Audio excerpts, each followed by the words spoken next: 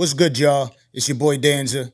Just one of the many faces of the machine known as the Danza Project. Please do me a favor if you rock with us. Hit that like button, subscribe button, and turn those notifications on. We appreciate you. Salute.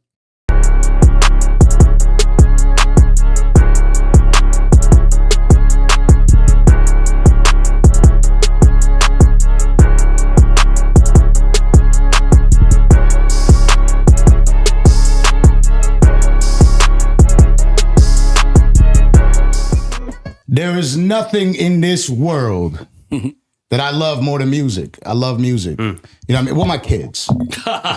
let me not go too crazy, but it's like when I get to sit like get in this warped list, right? That or rap list, 2024 rap list. I had Ransom, which is what we just played. I had Drake in there. Drake was number 5. I had Benny the Butcher.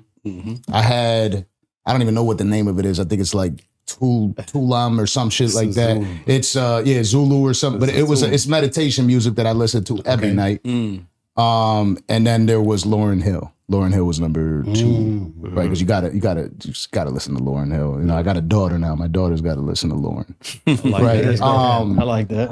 So, you know, to be able to look at that, see what's going on with the year, what I listen to, even though there's a ton of other music I listen to, both through, you know, YouTube, Spotify, wherever, like the illegal way I listen to music, downloading stuff, all the old music I got, whatever the case is, and then just listening to it everywhere else. But to have this guy in here that knows a lot about music, we got somebody that we were able to run into at Revolt World. It just so happens that day I was watching the video of the Joe Budden interview. Somebody sent me a clip, so I'm watching, and I'm like, damn, I like this guy. Thank you, I appreciate that. You know what I mean? And we're sitting there, we're having a conversation. We meet you, and here we are. Ray Daniels, how you doing? How you feeling? I appreciate you. Thanks for having me. That's why I always tell people it's important to go outside. Sir. I stay inside most of the time, but you know, those days you go outside, you go to the right rooms.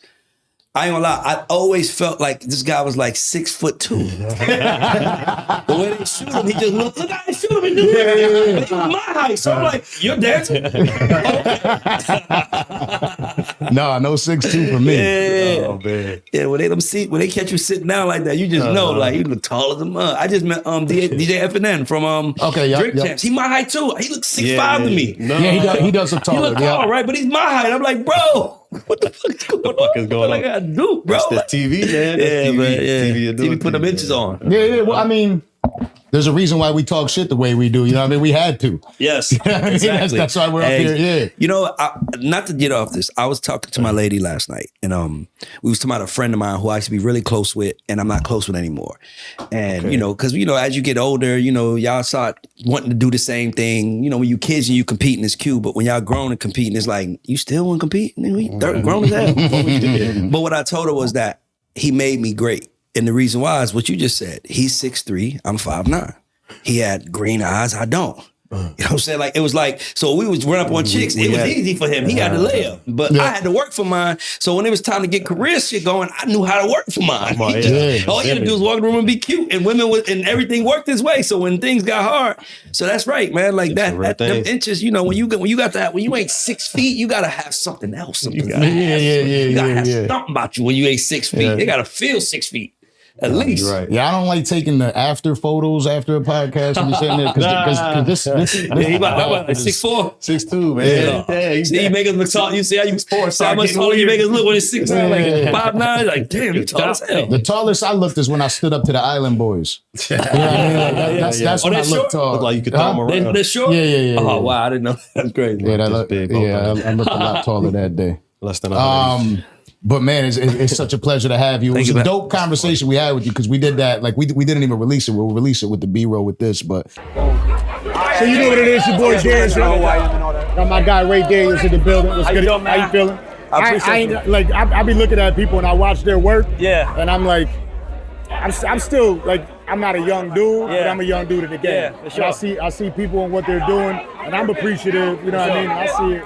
I didn't hear that, you know, you heard about me. No, I didn't hear about you. I follow you. Oh, that's dope. No, like, I watched Roger Bond's interview. I watched, like, the thing I like is that you're very, like, it's very, like, hip-hop,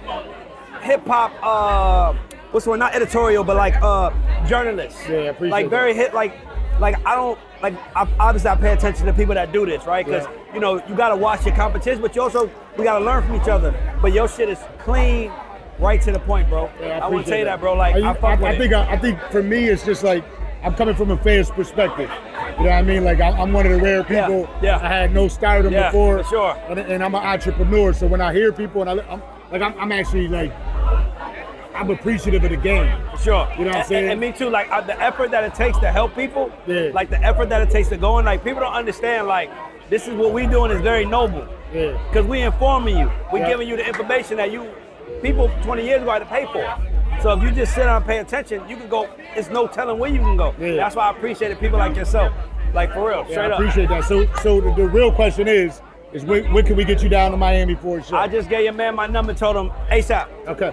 ASAP, I would love to, bro. I'm a fan, my Appreciate nigga. Real talk, bro. Real talk. Be safe. All right, bet.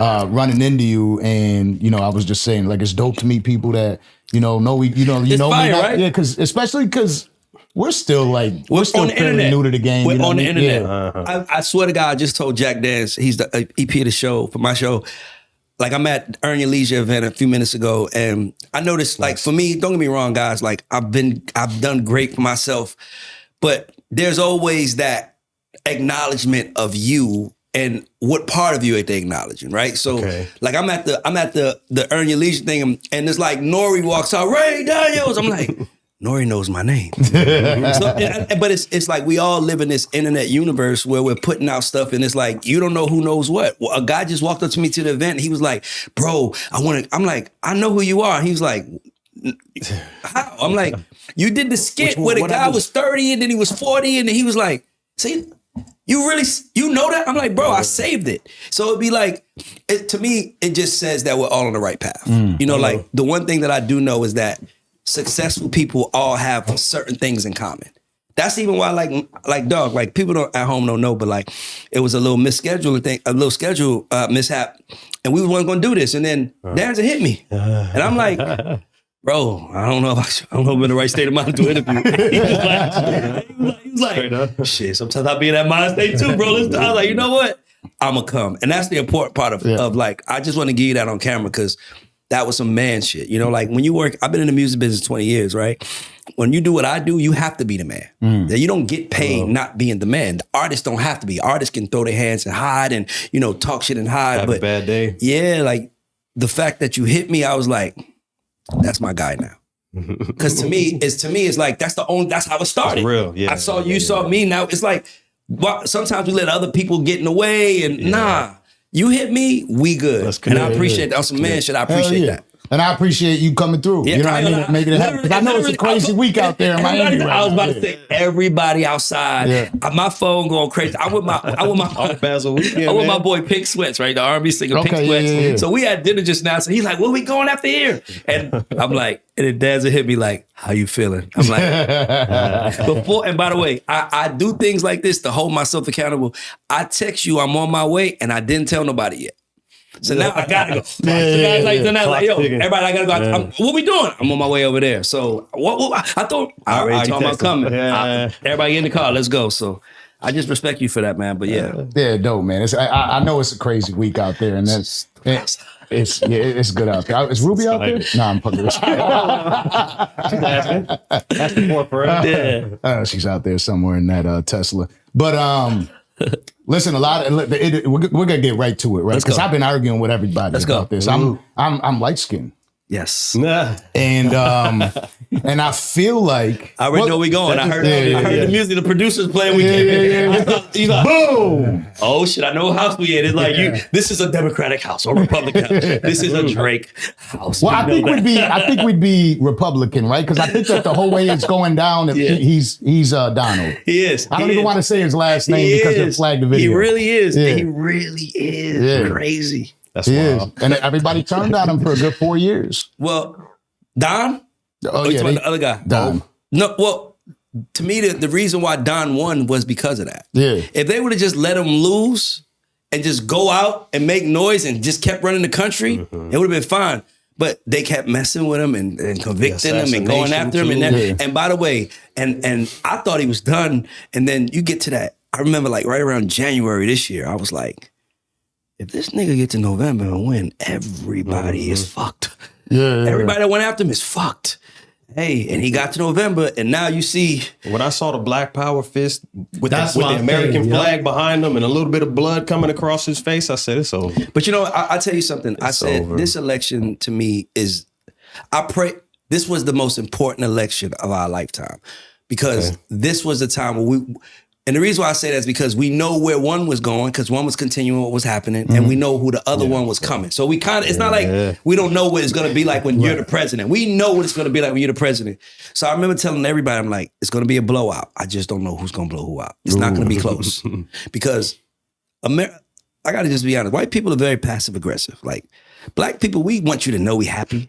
We want you to know we mad. We want you to know how we feel. I want you to motherfucking know I don't like you. And white people just be like, hi.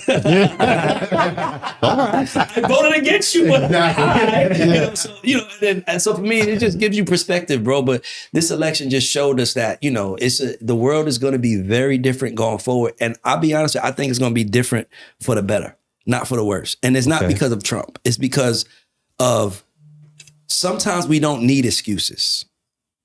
Sometimes it's like, oh man, we got female president. I'm going, nah. Him being in the White House makes everybody that looks like us say, I gotta be on my shit. And to me, that's the way we should be no matter what. So I remember I voted for Kamala. I was campaigning for her, but I remember I was like, I don't care who wins because I'm gonna have to do what I have to do regardless. That's where I was at. And to me, that's where the real people should be, rather than we be hurting, butt crying. Hey man, obsessed. They gonna hang out tomorrow. Right. They gonna talk tomorrow. Same They kids all go. They know all of the stocks that need to be invested. They know where all the money is flowing. They know everything. And me over here arguing, hating each other. I don't hate nobody that voted for nobody, bro. Yeah, even Hunter's hanging out with him. Yeah, right now. exactly. Somewhere in the mix. Somewhere in the mix. Yo, so do you right, a big thing about we never got an opportunity to speak about this, right? But so like you look at the numbers, right? And it was like Donald Trump got the same number of votes. Yep. Kamala got the same number of votes, just not the popular vote. It was fairly close. Well, he won. I thought he won his popular vote by 7 million. I don't know what the end of it, but it wasn't 15 million. Yes. Right. So do you think that back when you go back and look at what happened in 2020, do you think that the numbers could have slightly been rigged a little bit? Because Joe Biden won by 15 M's. So in the popular vote. What we don't talk about enough is how people change. Like, I might be tired of you today, but I might miss you tomorrow. You know what I'm saying? It's just like we don't factor in how important time is in everything that happens in our life, right? If LeBron James was born in 1800s, he would have just been the strongest slave, but he was born in 1984, so he could be the greatest basketball player ever. I'm not being mean. I'm just being honest.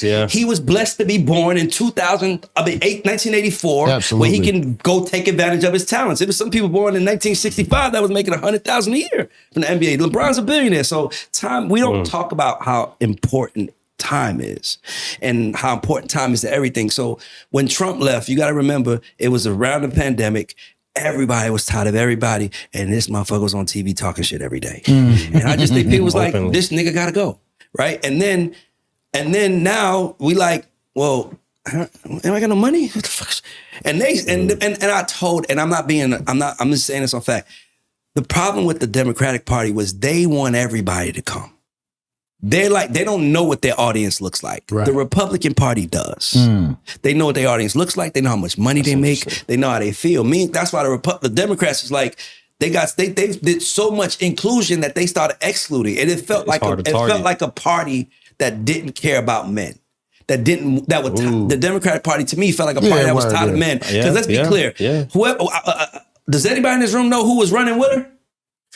We forgot his name already because he was a beta. And let's be clear, while we over here like supporting beta males and saying the world is fun and everything else, China and Russia's over there building a superpower, and that's why I was glad that was the only reason I was glad he won, because it was like, okay, because the one thing he will do that no one else do is what he said to Hamas the other day. He said, "I promise you guys, I'm making this known. If you guys don't have this squash by the time I came to office, January 25th, it's going the day I come in office, it's going to be a day that y'all, it's going to be the end for everybody. They're going to make Outkast rap again. And by the way, B.O.B. we need that sometimes. Sometimes you need somebody saying, don't play with me. And to me, I think that at this point, that's why we go in waves. Yeah, we kind of need that. We need that to represent us as a country, just the way everything moving. Because you see a lot of people in the news shaking hands with other countries, and we over here looking kind of happy, just arguing over stupid shit. Let's elect a woman. And I'm sorry, I got nothing against it, but on a world view, on a world front, it is perceived as weak. Yeah, we can get into that. And there's a lot of countries that don't negotiate with women. But here's the thing, though. So here's the thing. I'm glad y'all brought that up. So when I was campaigning. And by the way, it's waves. When I was campaigning we was doing we did a panel, right? And it was me and it was some very, very, very powerful women on the panel. And, before you do the panel, it was like 18 of us on stage. The guy who put it together said, hey, Ray, I would like for you to take the position of asking the men, why do they think men have a problem? So that's all I did. But the women next to me were like, take his mic. Why the fuck you asking about men? You wouldn't ask that if I was a man. And I was like, no, this is just what I'm saying. And by the way, no, I'm not, but I felt lame. I felt lame. I'm like, am I the man holding women back? You know what? Let me not be. By the way, my instinct told me that what I was saying was right? Because I'm a man, I know how we think. But that was the balance of like women and men. So for me, I just think that, it's gonna be some shit. And what I mean by it's gonna be some shit, meaning is that we're gonna go back to the world the way it was when men were in control. Because black women are like, fuck all of y'all. We are taking a back seat. I don't give a fuck. If the George Floyd situation could happen, there will be white women out there protesting. Black women are like, we done with y'all. She ran a perfect election and she still lost every swing state. Y'all don't like us. Okay, cool. Now, do we like us? Because if we like us, that's the only thing that matters. Let's build us. And that's my problem with the world. We always looking at the politician, everybody save us. I gotta save me. I was in college, 19 years old. Oh God, 19 years old, 18 years old, I'm lying. 18, I'm in college. This is the George Bush, Al Gore election. And I'm in the junior college. I'm going to a junior college, I'm being honest. But I'm trying. And the teacher comes in, business 101, first day. Who's in here registered to vote? We 18. We just 13. We like, I don't give a fuck, blah, blah. You don't want to be first. He literally goes, room full of black kids. A black teacher says to a room full of black kids, y'all better get y'all asses out there and vote. Because if George Bush win, all of y'all are fucked. And you know what I yelled out in the class? Well, why the fuck am I here? I should be out there campaigning for fucking Al Gore if I'm fucked if he don't win. Because me being in here is my way. Because I know you're not telling kids that in Harvard. I know you're not telling kids in Princeton and Stanford, whoever went. You telling them the world is yours. But you telling me the world is theirs and you better... Man, fuck you. I broke the chains. I quit college. And now I'm a multimillionaire. I don't give a fuck who the president is. And by the way, that's not me. That's not me being braggadocious. That's just me saying... You ain't gonna tell me that my life is in another man's hand who I don't know. I take my life in my hands, and that's what I did. Yeah. And to me, that's the kind of conversation I think we really need to be having with the country. And I don't think a woman should have that conversation with the country the way a man should. Because a man, because we've erased men from society at this point. Like, it's a clip of Steve Harvey, and I love Steve Harvey. I love him, but he's like, "You were wrong." Just shut the fuck up. Stop. Like, why do y'all keep making men feel like the only way we can be happy is if we tell women they right? They ain't always right. Yeah. By the way, we're not always right, but they're not always right. I'm in church right now. You sit in the room telling the man, if your wife curse you, man, you curse me the fuck out if you want to. I pay every bill in this motherfucking house. You will not curse me out. And by the way, when you're done cursing, and by the way, I won't curse you out. I'm not saying I can do it. I'm just saying you do not talk to your boss like that, right? Because he writes your paycheck. You should not talk to me like that because I make your life everything you want it to be. But it got to be respect. So to me, I like that the male voice is going to come back. And I feel like it's going to be a huge 2025 for niggas like us. It really is. There's a lot of things underway. Because we've been living in a culture of 4 years of everybody getting canceled. True. We done canceled so many people, we don't even know what's going on. Who's on? Everybody. Who gonna get canceled on the truck? Who gonna fuck with somebody in the truck? So that's why I just, I'm an optimist though. So if it was Kamala, that one, I'd be saying what I think is gonna be good, but I'm also saying what I know is gonna be bad. And, it's gonna be a whole lot of arguing and shit. Both talking. things, both sides come with. If you focus on the only thing that matters is what are you here to do as a man or a woman? Is to provide a better life for my family. Why the fuck do you care what they're doing in the White House? You got to get up and do your shit. It's like the serenity prayer. It's like the God serenity prayer. You can't control it, so why are you worrying about it? Worry about what you can control and let the cards fall the way they may. And look where we at. I was going at it with my own family about it, right? Where we were talking about who's going to win day leading up to it because, we were talking about voting and shit like that. And I'm like, I'll be honest with you. This year, I'm not voting. And I'm like, she's like, why? Right? And I'm like, I've for way too long, the past at least 5-6 years, I've been so focused on me and what I'm building that I don't give a fuck who wins because I'm still going to go out there and get it done. Because that's what I gotta do. Now, if I have to take a different obstacle because this is in my way because this person's in office, cool. I'm gonna go take that obstacle. I'm gonna knock that wall down. Yeah. The same way if the wall wasn't there, it's just maybe I had to take an extra step, but I'm gonna take that goddamn step. It is the reason why you are winning. It's the reason why I am winning. It's the reason you are winning because we understand. By the way, for people at home watching this, we are late. This is late. I ain't shot nothing. This is a late night talk show. This ain't no motherfucking podcast. It's late, but guess what? Your family, beautiful family, is over there. Thank you. Guess what? My family is mine right there, and I got at home. And guess what? We doing what men's supposed to do. We sitting here trying to do what we got to do to build something for our family. And at that moment, to me, that should be the most celebrated thing in our culture. Yeah. To me, that's not being celebrated. It's like, shut up. Give her your check. Shut up. She wants your check. Pay all the bills. Her money's her money. Shut up. We don't like you. Shut up. And it's like, okay, I'm going to shut up.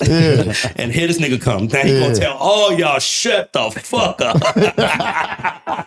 And he going to look at me and say, what you going to do about it? You told me shut up. So I'm happy he told somebody shut up. I like that he's talking this shit now. Like, when I get to the front door, just be ready because, he said, let them hostages go. It's like... It's like, look at LeBron James in Savannah, right? Like, imagine her saying, you can't do this anymore. You can't do that. He's running the show. Yeah. He's building a legacy. Yes. Let's say for LeBron James, he's because this is the best. This is the GOAT of basketball now. He's got the biggest brand.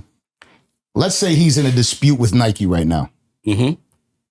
Nike decides, you know what? There's LeBron and there's Kobe, and Kobe starts calling LeBron all these names, right? LeBron is this, LeBron is that. Okay. And Nike's like, you know what? Let's get behind Kobe. Let's pump it. I don't know what we're going to see. Okay, let's go. And LeBron decides, you know what?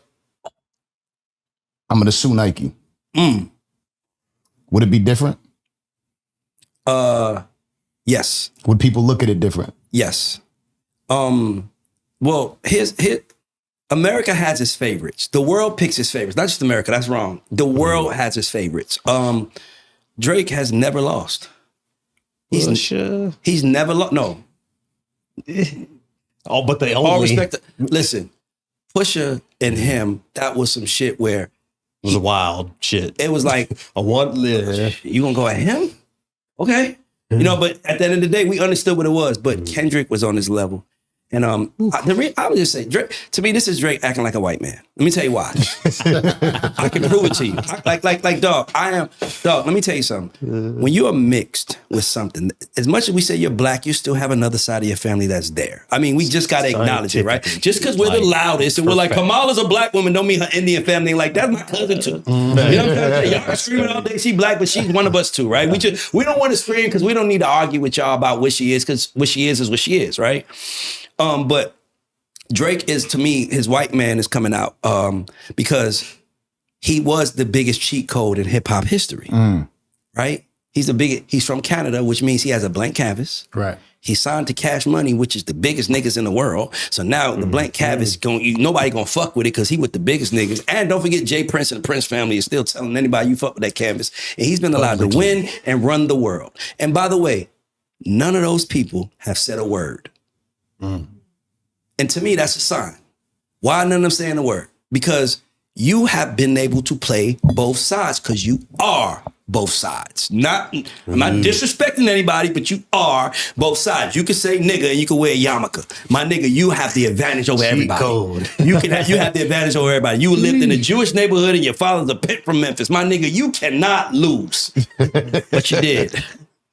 And now you want to sue the niggas. Come on, bro. Come, that's the white side coming out. Like taking the ball home. He's not suing Kendrick. Is he suing Kendrick? Okay, so here's what I'm in the music business. I think I can speak on this a little bit. Yeah. How the fuck do you think he know about the bots that Universal use? Because there's a lot more people that's also using it. Do you think he's using the bots? They use it for him. There you go.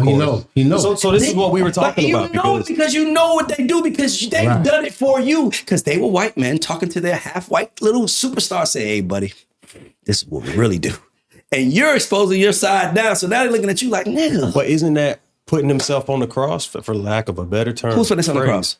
Because if he's using it, why would he raise hell about it? It's like he's never lost. It's like you didn't do your homework, and it's like, hey, you gonna collect homework today? He's doing it for a reason, right? Let me tell you what Drake is. Drake is the guy that got his ass whipped in a one-on-one fight and went around and got a gun. Took the ball home with him. No, he went and got a gun. You gonna kill him because he's right there to fight again? No, I'm kidding. He went and got a gun and he's shooting Universal.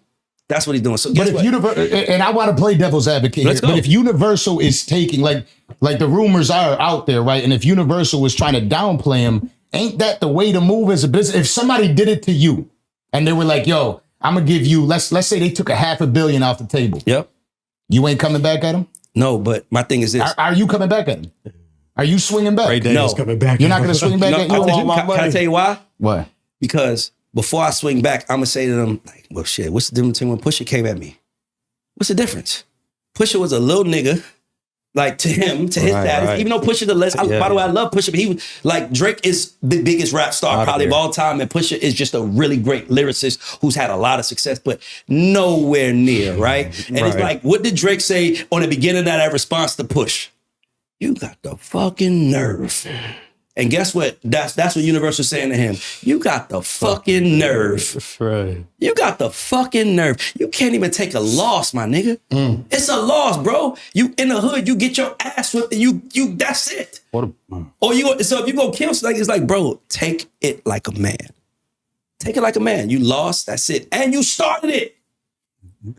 You started it all, and you was poking there. Well, yo, he's posting Anthony. Where your man at? Where your man at? That nigga came and you flew the like fuck away, and then you flew away, and you was like, you know, you fly real far. You like, that shit'll be over a week from now. I'll be back. I'll be back a week from now. Time moves that shit. Then they announced you doing a Super Bowl. What? This nigga's bro. Listen, he understands business because nobody has benefited from it more than him. And when you understand business, you know you lose some, you win some. That's business. But they've allowed him to be the nigga when he's with us, but the Jew when he's with them, and they've allowed him to grow. And now he ain't never took a loss. He's been spoiled his whole life, and now he's taking a loss on the middle of the street. Dog, what's happening to Drake is nothing compared to what happened to Ye. When nothing. You had Banks saying sentiments. You literally had Banks saying, we don't want your $150 million cash. What? Yeah. Like you had the whole world. You know who you gotta be for them to be like. What did Ye do? He came back with music harder, and that's why Ye is great. Drake, you are too great to sue. What if he wins? He's not. How the fuck? Do you think that somebody like him will take that much of a risk if he didn't think that there was some sort of a victory coming? When you're emotional. Hey, bro, before a great man dies, his ego goes first. Dog. No, and let's be clear, as big as Drake is, Drake is Taylor Swift more than he's Kendrick Lamar. Yeah, but guess who's bigger than Drake, if you want to be honest? Puff Daddy. And guess who is bigger than Puff Daddy? Yeah, but Puff Daddy isn't Jewish. Guess who's bigger than Puff Daddy? Michael Jackson. But Michael Jackson ain't Jewish. My point is this. They took the ball down. That's my point. My point is that nobody is bigger than the sun and the moon, bro. Nobody is. And we've allowed you to believe that to the point where you just took a little ass whipping from K-Dot. And now you're like, You're mad at everybody. Like every time I was watching LeBron at the game, Mustard. I was like, Drake's not gonna talk to you no more. When Billboard announced that Kendrick had 8 of the top 10 on Billboard 100, I was like, he gonna sue Billboard.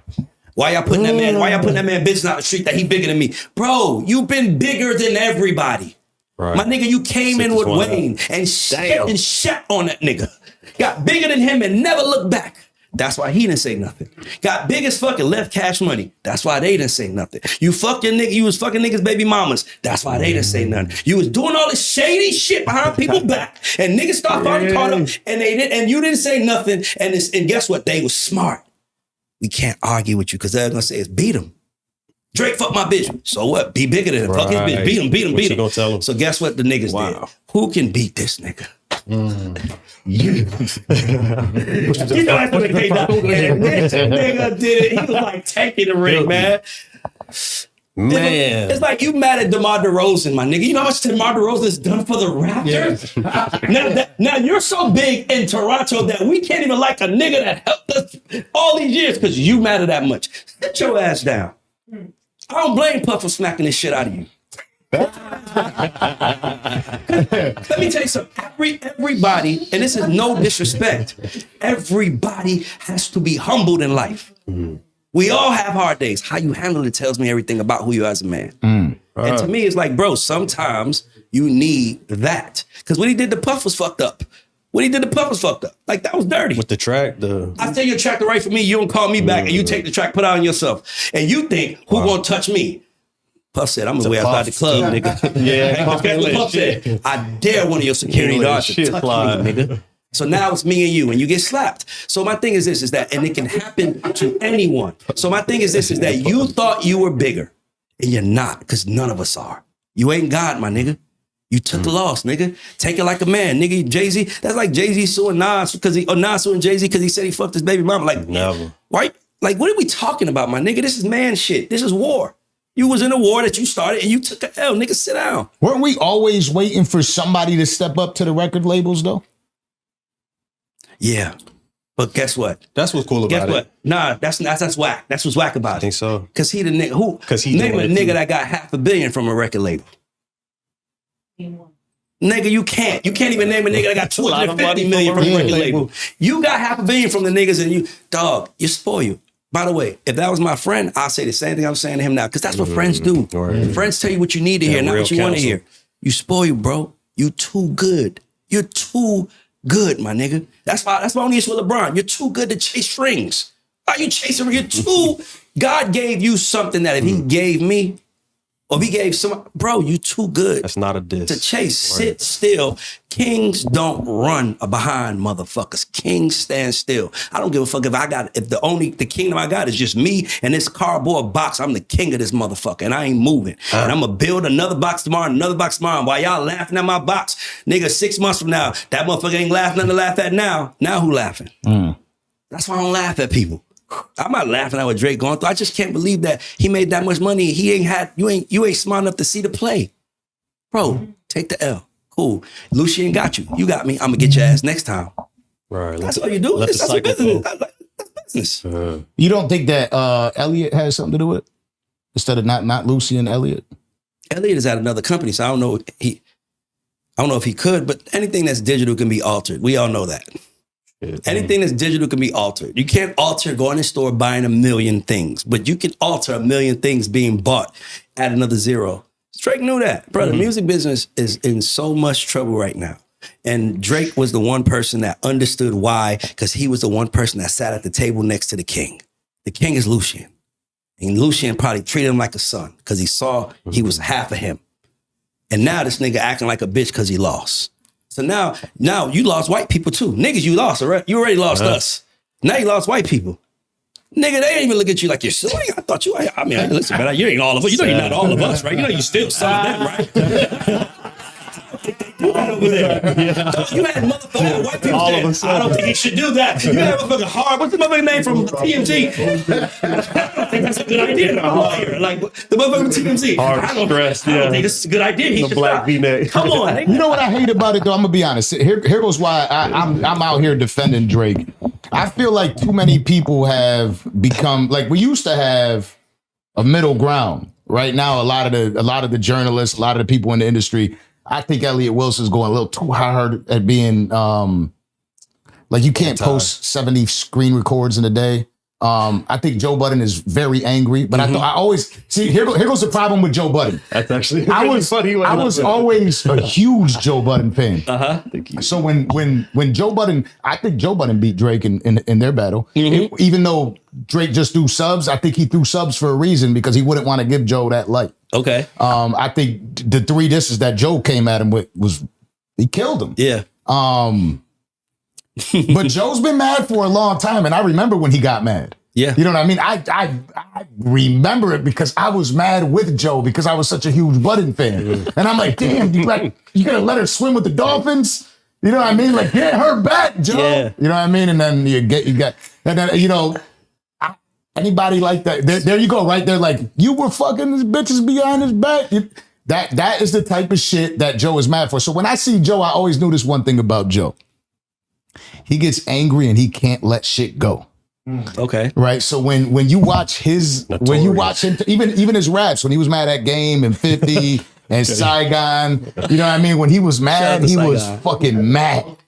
Right? Like he was mad. He can't let it go. You know what I mean? And then some shit happens, and then he's got ice over his eye on the video. But I'm just saying. Okay. I'm just saying because even to this day, I'm still like, part of the reason I'm doing podcasting is because of the admiration I have for what Joe Budden has done. I'm still a fan, but I can be honest because I'm a fan. So you think he's mad? Oh, he's so mad at Drake. Oh, what, you think it's over his bitch? I think it's over Tahiri. I don't think it's if he's mad, I don't think it has nothing to do with a woman. I think it has everything to do with it. It has everything to do with you had chances that we would have died for. And instead of you fucking honoring and going for it, you want to be a fuck nigga out here. Do you listen to Joe's music though? Yeah, I fuck with Joe. I like Joe's so emotional over his women in his music song. Like in his music, bro. I was like when I went back to listen, I'm like, damn, my relationships were probably a little bit more fucked because I was such a Budden fan. You know what I mean? Because he makes you, because you feel it. That's great. You know what I mean? Like you feel the heartbreak in his music, and I'm like, she did that to me. Like, you know what I mean? Like when he talks about the heartbreak that he's gone through and throwing bitches down the stairs. I don't know if he did that, but like he gets so into it and like hiding under Tahiri's bed. Like the way he used to, like the way he used to get so angry about the things that happened with Tahiri and how he put this shit on records. I think he's mad because of Tahiri. I don't think anybody could tell you. If you go back and listen to those records and the way he talks about her, there goes my baby. But you also might just not like the way the world is as a man, right? Like when because it's hard being a man because you want to do right, but it's really no reward in being right. Cost of, right. It's like being a man is you don't get reward from being right. You just kind of get you get Steve Harvey saying, I'll pay all the bills and I'll still shut the fuck up when she tell me shut up. I don't believe him either. I know, but I don't either because he is the ultimate. Like the kids are running around with his name able to have the fame. Don't play with me. Come on. Don't act like the Harvey name don't mean shit, right? You know that. But he's placating to the female audience, which I get. I just choose not to do that. He's on, I just choose not to do that. I don't want to placate to the audience. I feel like a man should tell you the real, even if you don't want to hear it. Even if he's wrong, it was the real of that moment. Yeah, right. I just told you the real of that moment. No fault. And I don't.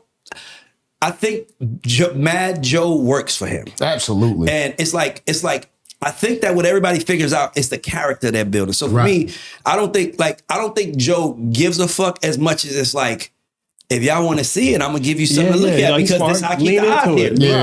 Okay. Lean into it. But I mean, have you seen this new woman compared to, you know what I mean? Like, it's like, nigga, you know, you're gonna be okay regardless. You know what I'm saying? You're gonna be okay regardless. But sometimes I might forgive, I don't forget. I remember how that shit felt back in, whatever. And guess what? Now, your bitch ass is suing and I'm going to eat your ass. Because guess what? When I said something about you, Drake ripped Joe apart in a way that was so intricate from the Nietzsche genes, you didn't make it, and da-da-da-da-da, and Joe took it. Okay, you got me. You know, by the way, we spoke on the show. I'm like, Joe's like, why are you getting? You got a 767 jet, nigga. Why you talking? Dog, let me tell you something. If I have a 767 jet, you know how fucking hard it's gonna be to piss me off. Right. Everywhere I go, my kids are gonna be with me, so I got nothing to worry about. You know how hard? I mean, like, I might get mad or frustrated, but I'm just like to the point of I'm gonna like hurt someone and I hate you. Dog, that means you're missing something. Mm-hmm. Something's missing, bro. I always say this. I have this thing I always say. What are you telling the world? Drake, if I'm Drake, like just him in the room by himself, what are you telling the world? You're suing, publicly suing, going after the company that just gave you $500 million because they're pushing another artist who's signed to them. So what you think they shouldn't push him because they only should be loyal to you? The world will humble you, bro. And ain't nothing harder than a humble reset. A humble reset is the hardest reset to go through. Let me ask you this. Do you think that this brings about a better Drake? I think Drake is done. I think Drake, hear me out. I think on the path he's going, he's done. If he drops the suit, gets back to music, it's going to be all right. But I think that he's so hurt of what we did to him. Y'all playing not like us. Y'all really gonna play Euphoria? Yes, nigga. It's dope. Like it's like the same when we played your shit when you were saying the Marvin's Room. You was this. Well, I'm just saying you could do better. It was hating on the record. We still was bumping this shit, bruh. If it works for you, you can't get mad when it doesn't. That's bitch shit. If the ball didn't go your way this day, that's okay. Tomorrow you come back and play another day. But to complain about it all week. Nigga, you know we done played 4 games. You still talking about the game 4. You still complaining? Meanwhile, this nigga done dropped the whole album. Got the box, got the West, and he gonna come to your city. That's the thing. And let me tell you what. I'm saying this on record. Drake, his crew, when Kendrick comes to y'all city, and by the way, shout out to QCP, because P, he the one that made me see this one day. If Kendrick come to y'all city, make it good on him. Let me tell you why. Because he never has to come back to Toronto again. But nigga, y'all all gotta come to LA. Hello. Y'all all gotta come to LA. Hello. Y'all all living. I don't never have to come to Toronto again. But you got a house in LA, your friends in LA, and how the fuck y'all wanna play this? That's why you let it ride. Because nigga, we don't like, I was talking to P, he was like, yo bro, we in Atlanta. You don't gotta come to Atlanta. But we gotta go to LA. Hey. So they gonna catch up before we catch them. So let's talk about this shit. And to me, nigga, Kendrick is from Compton. Compton is not going anywhere. That's all I'm about to say. It's not like he's from like San Diego. He's from Orange County. He's from Compton, nigga. When you think about if LA was fighting New York right now, if LA and New York was fighting, New York would be like, bitch, I got Harlem. And LA would be like, we got Compton, nigga. And then LA would be like, New York would be like, bitch, we got Brooklyn. And they'd be like, and we got Compton. Leave the nigga alone. How long y'all want to do? Leave the nigga alone. It's like, bro, don't let nothing happen. I'm saying this as the black man that loves. Like, I know people in Drake camp. I know people over there. My people. I don't want nobody to get hurt. But y'all tell him, yo, bro. I don't think, like. I don't even think it'll go. I don't even think. Man, listen. I think if anything, maybe more the fans will try to get. No fans. I don't know. No. I mean, I think that they try to be doing too much shit, but I don't know if that guy top 5 literally said, "Let's see if that show happens." Bro, listen to me, y'all. Yeah, we don't never have to come to Canada, but you gonna go to LA. And when you get to LA and you know niggas is landing, you didn't know you landed, and they like you in the city and a nigga press you, bruh. It's just dog, just squash it, my nigga. If Kendrick was from Arizona, I would say fuck it. Who goes to Arizona? I mean, I might go once or twice a year, but nigga, we in LA every week. Word. You got that shit down to a geological. The level of chess that you are on right now, bro. By the way, when you know what you know. So I will make that man easy. Let him come in the city, send the workout. Don't do nothing because I promise you, I know them niggas around Dot. 2 T's and them niggas and really real. And motherfucking like them niggas, they don't even smile, bro. Like, don't fuck with them. Just leave them the niggas. You know, we see motherfucking Menace to Society. And you're like, don't fuck with that nigga. Them the niggas that you. And by the way, there's niggas like that in every city. Right. All I'm saying is that we don't have to go to their city. Yeah. I never have to come to the hood in Toronto. but you gonna be in Beverly Hills at Mastro's or one of them restaurants, and the waiter gonna tip, and you gonna walk out, see a whole bunch of niggas with hats on, looking at you like, what's up, nigga? And it's gonna be bad. So, and LA niggas fight, so they ain't even gonna kill. They'll fight you and then kill. They will square off with you. That's their culture. They in the backyard doing a 60. Like, we fighting, nigga. So, bro, it's okay, my nigga. Sometimes you just better man that day, and you got your ass whipped. It happens to everybody. Go home, get in shape, or go away. But don't sue the nigga that just whipped your ass and you started the fight. I don't think you can kill Taylor Swift though. I hear what you're saying where you think that you can't compare Taylor Swift to Drake. I think they're totally different. Drake is a pop star. Taylor Swift, let me tell you something. Taylor Swift does not say nigga. No, I know that. Taylor Swift. No. But let me tell you why I say that. That is very important to acknowledge. Because the minute you start saying nigga, you one of us. Whole nother market. The minute you can say nigga, you one of us. And guess what, nigga? You say nigga. Nigga, I said it. Okay, cool. You one of us. So guess what? You can't compare him to Taylor Swift. Taylor Swift don't. Her fan base doesn't care about if she's real or not. Her fan base doesn't care. Drake is in rap. We care. But I don't think Drake is in just rap.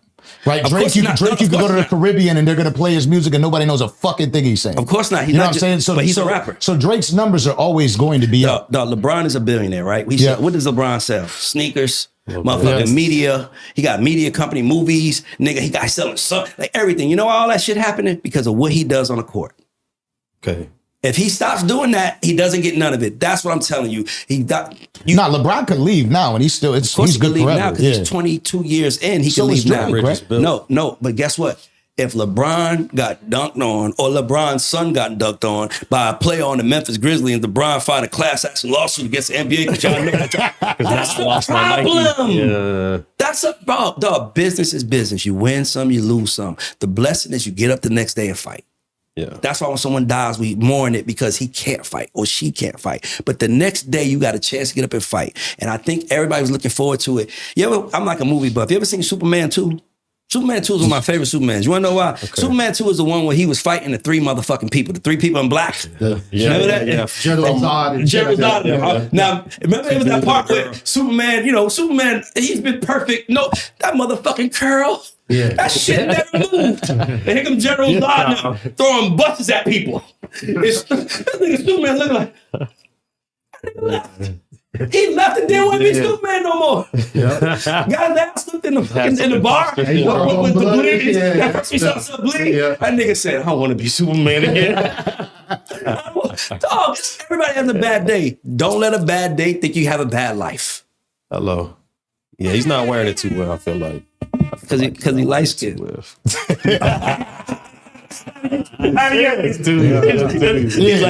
You know what though? I think this is the thing though. I feel like too many people have. I feel like people are trying to gang up on somebody, right? Like it seems like that. Like as far as like the journalist, I think people are afraid to speak up for Drake. Can I say something? Yeah.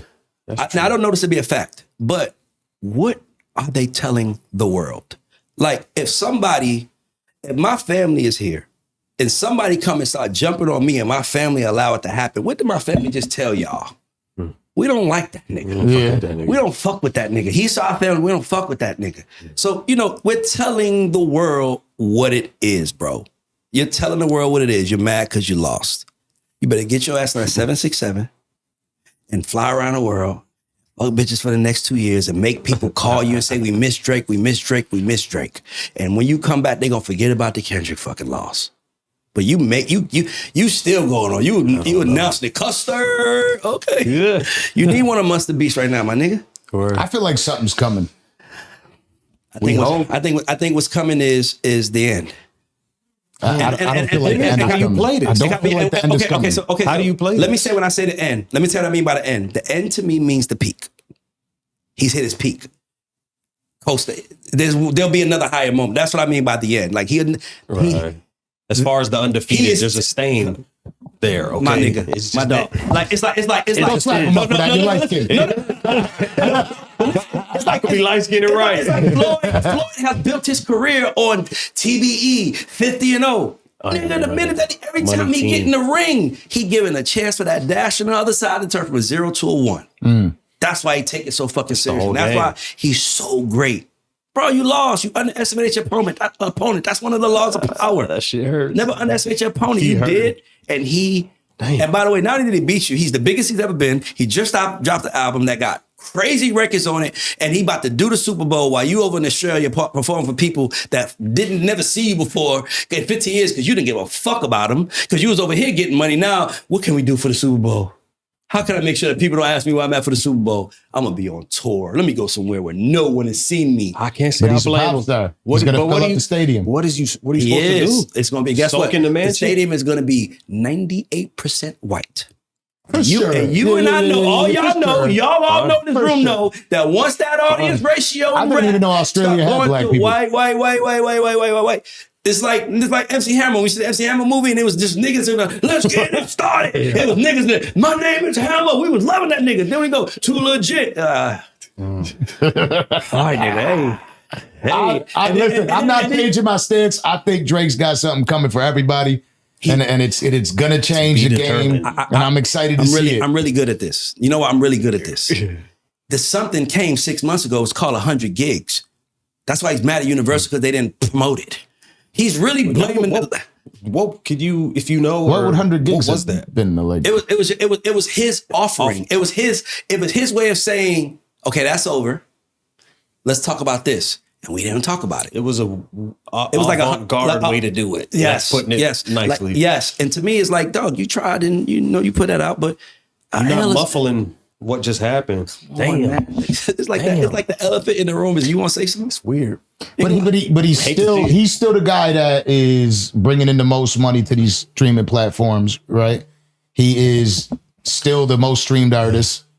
What does that say about him? That says that his peak is so high that it's slowly coasting down. He's so high, he's going to close down. Dog, I don't want him to lose, but the rate he's going to lose. If Drake drops a surprise album this Friday, how many albums you think it does? How many? What you think it does? What it take? 450. Okay, now see, this is how I think. I like talking to y'all. By the way, this is how I think. My man. What's the album about?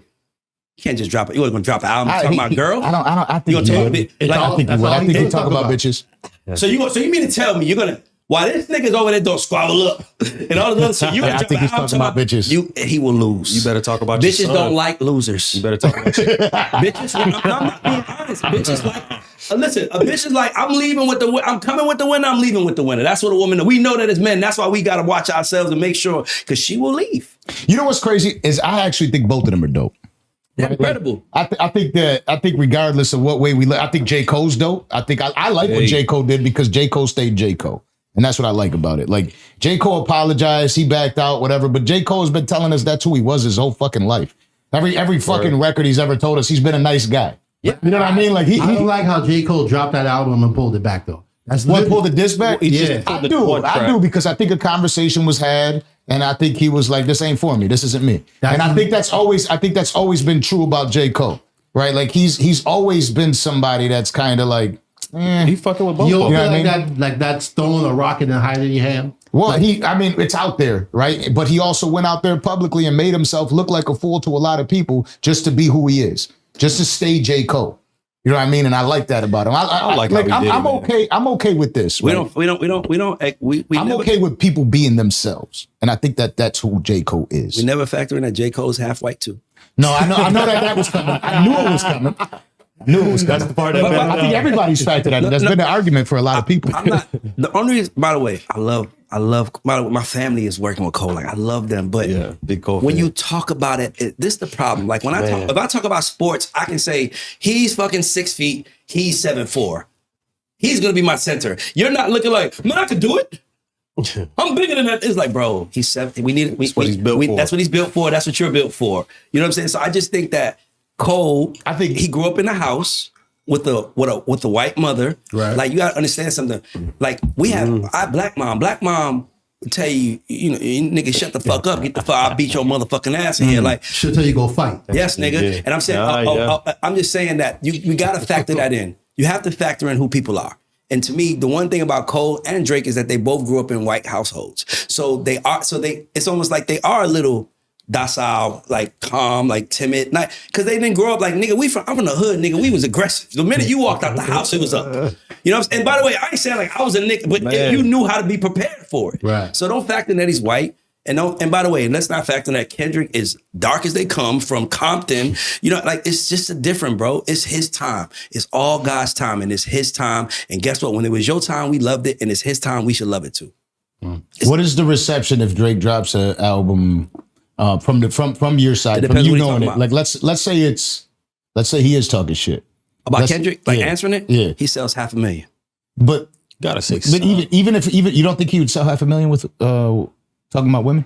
Why the fuck are we talking about women when you just got your ass? I'm just saying, what do you think he'd sell? Like, what do you think he'd sell right there? If he just, I think it'd do just like 100 gigs. Everybody gonna say, we don't want to hear that shit, bro. We're the response to this nigga that took your life. So what do you think would happen? What would be the perception? He drops a album talking about Kendrick, sells 500,000. The people going to be thinking he undersold, oversold. What do you think is going to be the perception?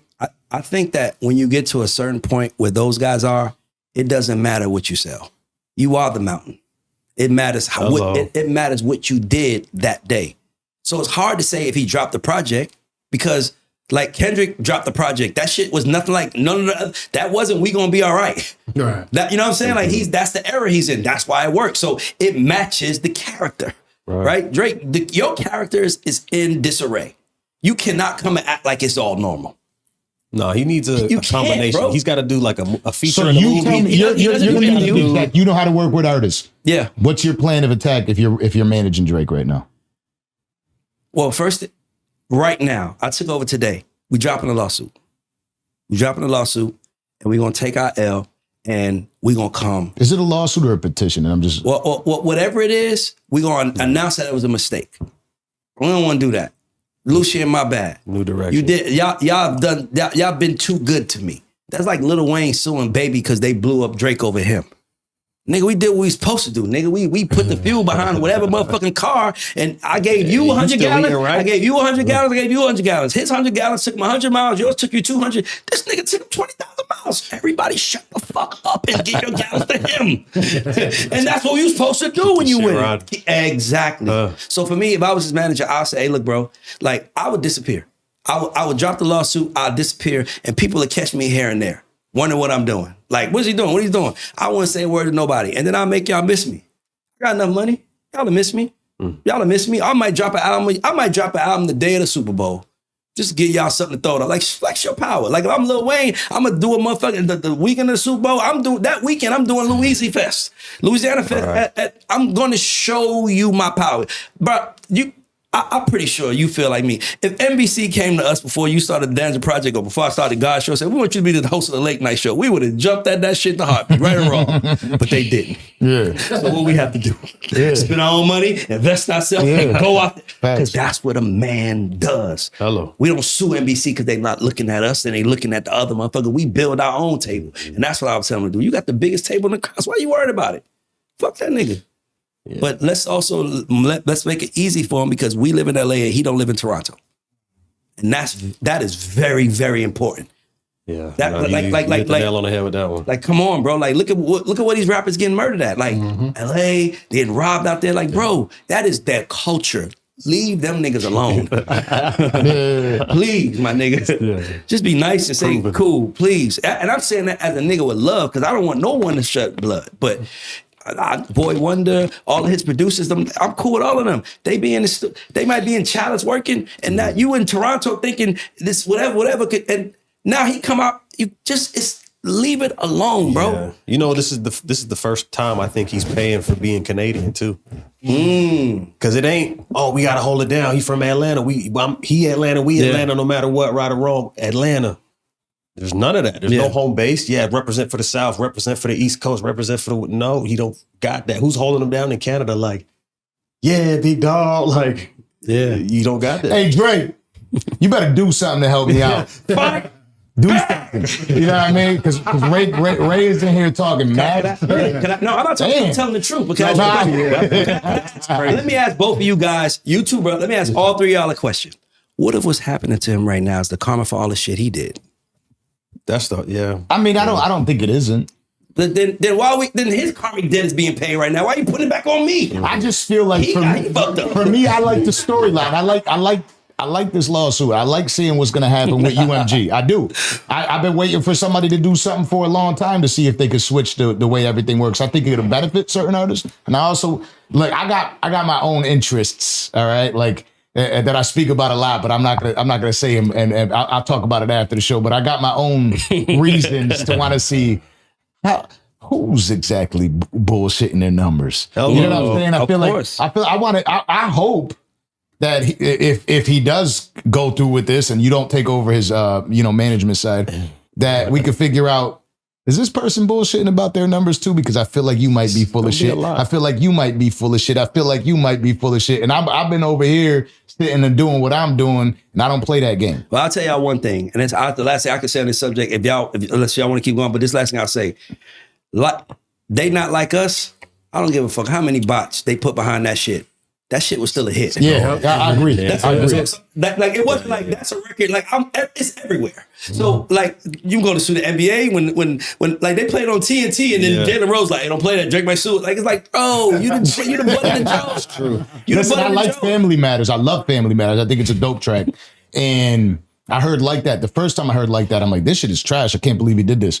I'm in the gym. So now I got another opportunity to listen to it. Another opportunity. Now I'm killing my set. And I'm like, wait a second. Like I already went live with my opinion saying it was whack. I was like, I'm in the gym. I'm like, let me go back live. I'm like, wait a second. I might be wrong. It is a good record. It's a great record. He obviously did, like we were speaking about earlier, he did exactly what Drake did. Mm-hmm. He took it to the club. Yep. And that's where it was like the strongest impact. And that's what he just. But yes, let's get the fuck up out of that, right? Because we've been talking about that. A lot of what we do, because you know who we are. Let's talk. Listen, I can't to the dead for. I don't know what we have to talk about. Let's get into it. I'm with y'all. Here goes something I always love doing when we have people on our show is you letting the people know who you are, because we're always introducing ourselves to a new fan base. Okay. You know what I mean? Like when you say, oh shit, you know who I am, or you know who I am. I want the people that are watching us right now to know who you are, who Ray Daniels is, and how this all came about. I'm just ambitious as fuck. I was supposed to be a loser. I was set up to be a loser. I woke up and decided I didn't want to be a loser. I got in music, and currently we have the #1 song in the entire world. You want to look it up? Look up Billboard 200 Global. That song at the top, Global. APT, was written by my guy. Hey. My guy. Like that's who I am. I'm the guy that knows how to make the hits, but I'm also a guy that I love my people. I love all people, and I want to see us all prosper and be better. I realize that the world chooses its favorites, and I was never a favorite it chose. I chose myself, and now I'm my own favorite, and I love my life. So for me, I'm just a guy that just wants to see people win. And I remember praying. I prayed, Danza. I'm not bullshitting. I remember praying, like, because when I wanted to be in the music business, it's such a hard business. Like back then, it's easy now. Back then, it was so hard because back then you had to get in. Now everybody's in. Anybody with $30 can upload a song to TuneCore. You're in the music business now, right? Back then, you had to get in. And I just remember promising God, like, hey, man, if you help me get to a place in life where I could provide for my family, I promise you I won't be like these fuck niggas out here who hoard information, who don't want to skip people, help people win, and I'm going to share it. And I got to the point in my life where I feel like it's time to share. And I'm gonna do it, and I'm doing God's work. That's why I feel like I don't say anything bad. I don't say anything mean. I'm not being disrespectful. I'm just saying what I would say if I was in your motherfucking face. Because that's what you're supposed to do. That's why I started talking about Danza. When he called me, I'm like, that's some man shit. I'm on my way. Absolutely. I had a whole event to go to. I said, this nigga showed me he a man. I'm on my way. Because to me, I respect men that do man shit. Yeah, I think that's really dope that you, in a time like now, have a platform to be able to display. And I started a pop platform too. I forgot about that. Come on. I started pop. So here's the story in 30 seconds. Top executive at a major label.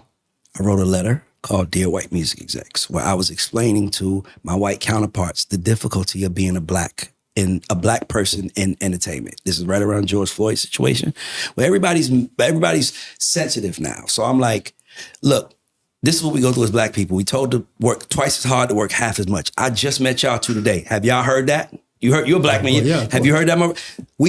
I was just trying to enlighten my white brothers and sisters on what we deal with. Just when y'all ask us why y'all don't want to talk about George Floyd, nigga, we ain't saying nothing. Nigga, we trying to keep our checks. And guess what? I said something and they took my check, you know? But when they did it, I remember being like, that was the first time that it was a wake-up call for me because it showed me that they don't care about how much money you can make them. See, we be thinking it's all about money. They care about how uncomfortable you can make them or comfortable you can make them. Their comfort matters to them. The money is going to always be there because there's going to always be a dumb nigga ready to sign a bad contract and give all their shit away. So the money's going to always be there, right? So they know what it is. You know what I'm trying to say? So yeah, I don't want to like go on, but I started a platform because I didn't want to ask for a job. I thought I was too good. Like, by the way, since I left that company, if you go to look at the artists, their biggest records are still the records I did. Y'all can't fucking beat me because I have a thought process when I make records. I don't just say, give me a dope beat, let's make a song. I sit in the room for hours. We try to figure it out.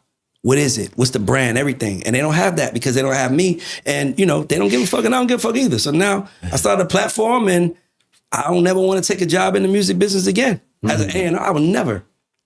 I'm done with that shit because I want to dwell on you, but I'm in your house, beautiful family. I love that shit.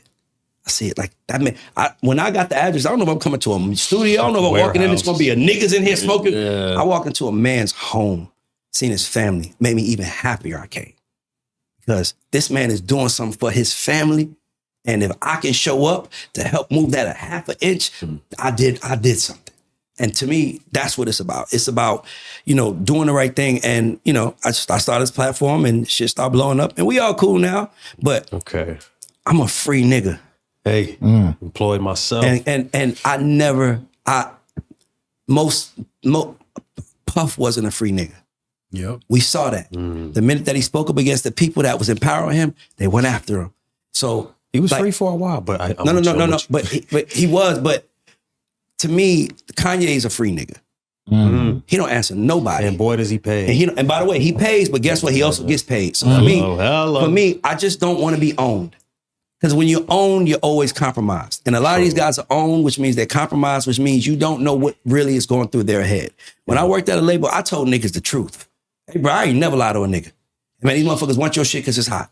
I'm letting you know now, they want your shit because it's hot. Now, this is what I would do. I go in there room. I would ask them for everything that you want because they want it because it's hot and they need it. Right. They ain't your friends. They just want your shit. Go get your money. I ain't never took a kickback. I ain't did none of that shit. None of it. I do what I'm supposed to do. So, yeah. And that's valued. Priceless. You know what's different about us? One of my favorite books that I've been reading over and over again is The Courage to Be Disliked.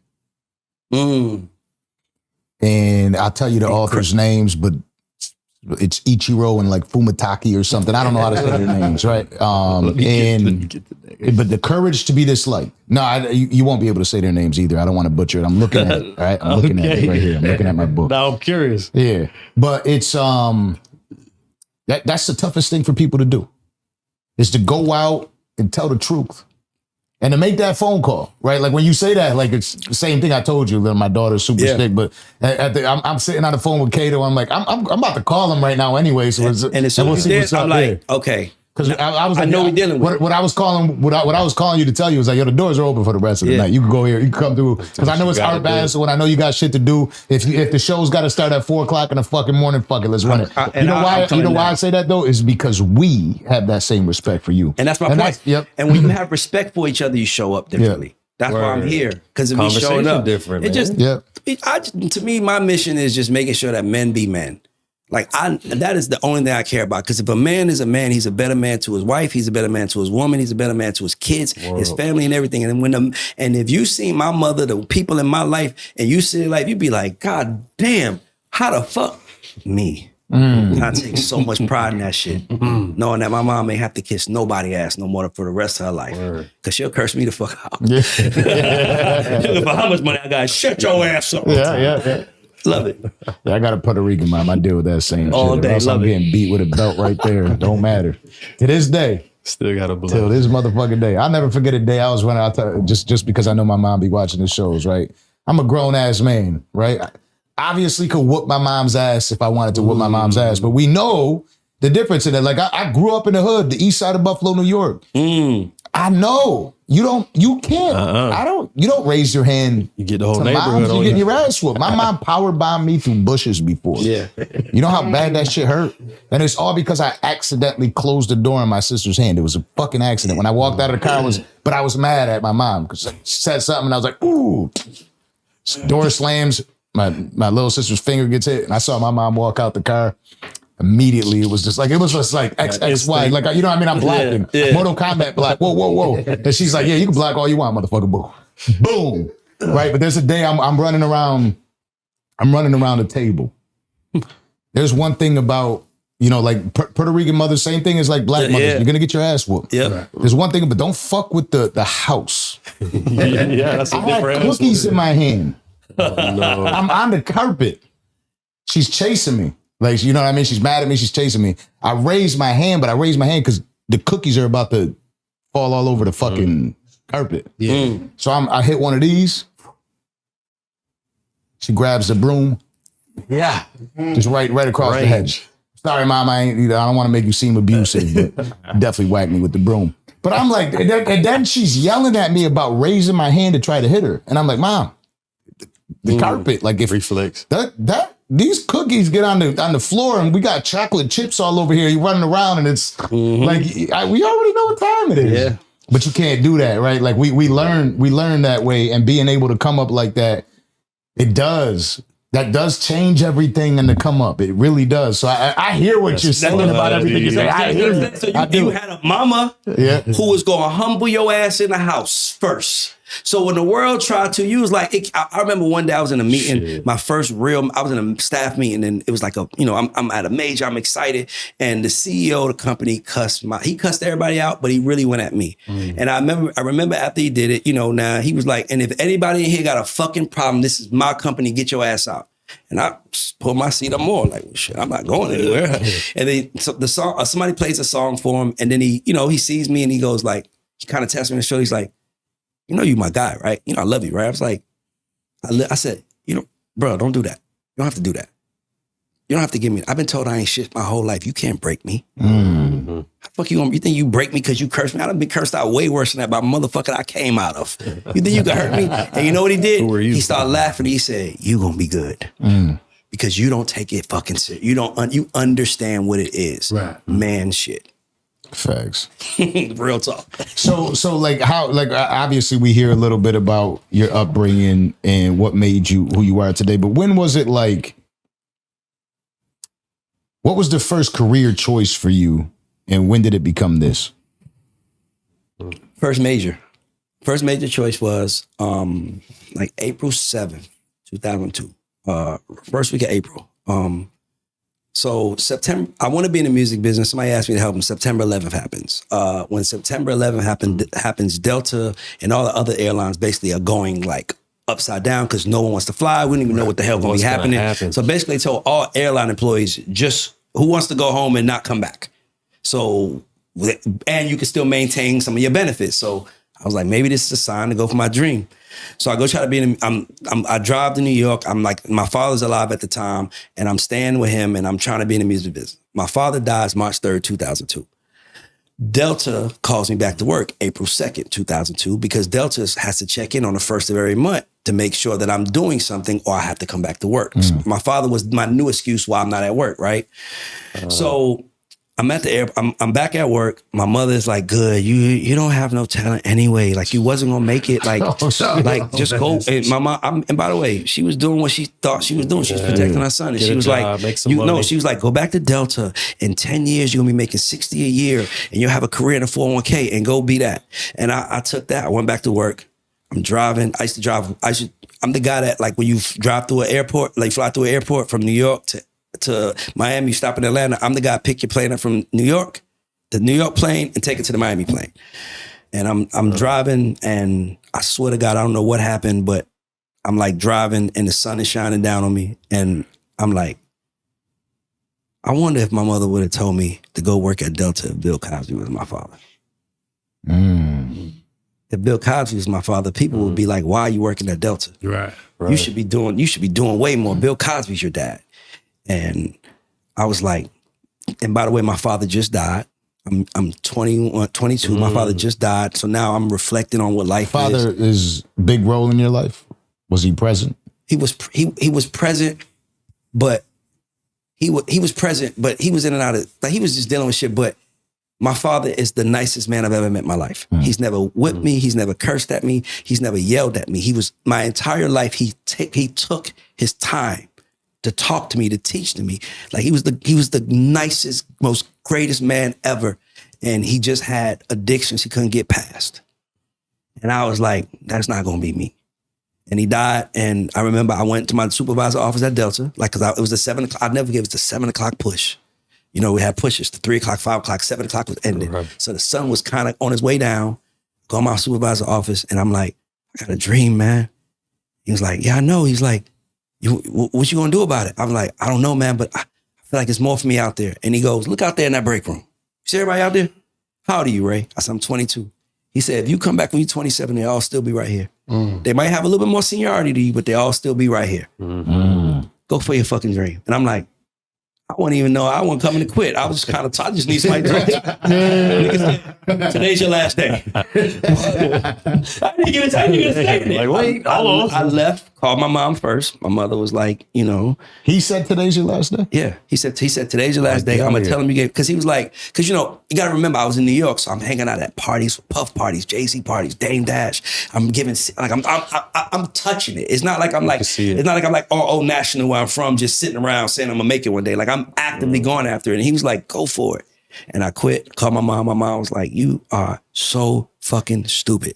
You are not going to make it. You are not going to. And by the way, it's a joke now. Because my mom is, yeah, she was that, but nobody told her she could be shit. Right. So how can you have false narrative that tells your son they could be something nobody told you? You got to muster up that motherfucking kind of courage. I got to be intentional. That don't just happen. That's something that you want to make happen. And when, you know, and I did it, and man, shit, here I am. And thank God that I had the balls to bet on myself. And the scariest part is as the stakes get higher, you get more and more and more and more and more afraid to bet. Yeah. It's like Drake. It's like the bet feels, it's like, I understand where he's at right now. It's like this feels so fucking personal to him. How could y'all do this to me? Like, I know what it feels like, but get over yourself. They didn't do it to you. They did it. It was just your day for it to happen to you.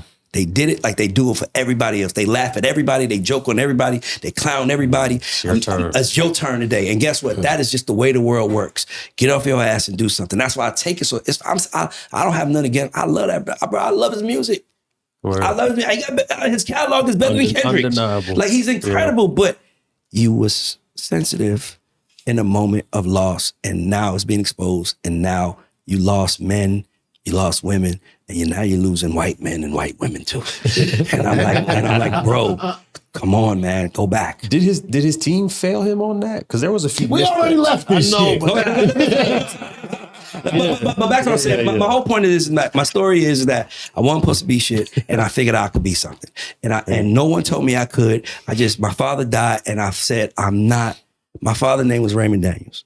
And I was like, come on. I'm not. This Raymond Daniels is not going to be like this right now. And now my son's name is Raymond Daniels. And I'm proud to say my son has literally, I just bought him a fucking brand new $50,000 car for his birthday, on his 16th birthday. And everybody has high expectations for him. And you know what has the highest expectations for him? Himself. Because I put it in him. You my son. You think you can be less than me? I'm better than my dad. You got to be better than me. Your name, and I exactly. Yes. So I'm gonna make it easy on you. I'm not going. The shit that I struggle as young black men is usually financial struggles. We want to wear the right sneakers. Want to wear the right this. Want to wear the right that. I took all that shit from him. You ain't got to worry about none of that. He can wear my sneakers now, so he be wearing all my shit, everything, and it's all yours. But you better be a man. And your job is to become a man and take care of the women in your life. Your sister, start with your sister first. I got mommy. You gonna take care of your sister. And whoever else come, because that's what it's about, the family structure. The problem with the world is we be trying to tell people, go do you. That's the problem with the world. Don't do you, nigga. The family is our responsibility. The family unit is what you should be doing. Nigga, let me go a little further back, a little part of my story. Okay. I wouldn't be shit if it wasn't for my Uncle Derek. My Uncle Derek was a huge drug dealer in New York in the 80s. And shit started getting real bad. And they tried to kick my family door in. And my mother ran to Webster Projects to help my grandmother. And I woke up it's like 3 o'clock in the morning, Danza. My mom wakes up, watch the door. I gotta go to mommy house. My mom runs out the house with a knife. My stepdad runs out with a bat, and the next morning I wake up and it's 14 of us in the house. My grandmother sleeping there, my cousin sleeping there. And that was my life for 3 years. And my Uncle Derek, he can't never do wrong to me. This motherfucker was hustling for us. And I never forget the day, bro. It was like the greatest moment of our life. I'm 11 years old. I see Uncle Derek out the window. We live in an apartment 4C. I'm like, we worship this nigga. He came around. It was a good day. You got your hair cut. You got clothes. You got everything. He came around. It was Uncle Derek. What's up? For the first, and he's never by himself. He was by himself. He always had security with him. He's a big boy. He was by himself. And he's always nice to us. And he literally said, go in the house. So we like, Uncle Derek. So we go in the house and we meet him at the door. He comes in the house with a duffel bag about this big, about that tall, with nothing but cash in it. And just watching the joy of my grandmother jumping up and down, my mother and everybody. And he comes in with a bunch of money. He gets hand stacks out and he says to my aunt, get everybody out fucking New York. Everybody. That nigga could have left with just him and his 2 kids and his girl and his mama. Good. But he moved 20 fucking one of us out the same day. I'm a millionaire because of that. Because I got to Atlanta Hustlers and I make the saw, difference. but it was me getting to Atlanta and seeing black, like I never saw Cosby Show shit. I never saw 2-parent households. I never saw black people in power. I never saw it. It was like, this is what we can be? Oh my God. Here I am. Fire. So Around for what me, age, around what age was that? I left New York. We left New York October 19th, 1991. I just turned 12. Okay. And I'm talking about, think about that. He took all of us. So for me, what kind of nigga would I be if I say I'm not helping anybody? I'm someone that's benefiting from someone saying I'm not leaving him behind. A direct. So I'm not gonna leave nobody behind. As long as you're with me, I'm with you. And as long as you hold me down, I'm gonna hold you down. We're gonna get up every day and we're gonna figure this shit out and we're gonna be okay. Oh, it should be. And that's what it's about. That's taking care of each fire. other, family. So That's to me, dope. the only thing that matters to me is family and making sure. That's why the Drake shit, not to go back to it, but I just want to say, bro, your life is too beautiful to let something so small bother you. Message. It's just a little embarrassment, my nigga. Message. Your life is too fucking beautiful for you to allow a loss in rap, which also gave you $1 billion to fucking, come on, bro. We have removed the dream and it's all about us now when we lost. That's why I say that. So my whole thing is, bro, I know I wouldn't be shit. I would be I got cousins in Patterson Projects right now that are still there. So you don't get out the projects. It's not over. You don't get out the projects. You don't do that. And we did. And thank God. Fire. Let me tell you something dope Shout about out what to you Derek. just said. Thank you. The upbringing in business, not in just life. One of the dopest stories I've ever told that I had before him and I were talking about this earlier. Before it was the Danza Project, it was I don't even know what the fuck it was called. It was like a vlog. I Am Danza. Yeah. Right. I had like a little series. And I had a gentleman there by the name of Adam March. And I sat down with him at the one hotel, put the camera up, and we just talked. Early. This motherfucker, right? I sat down with him. I told him I got bigger dreams. Want to make more. I wanted to make it in this company.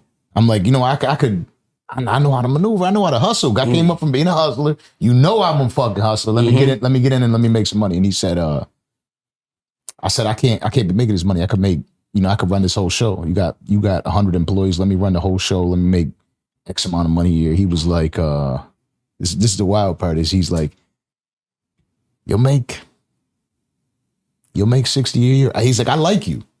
You're going to make like 60, 70 a year. You're done.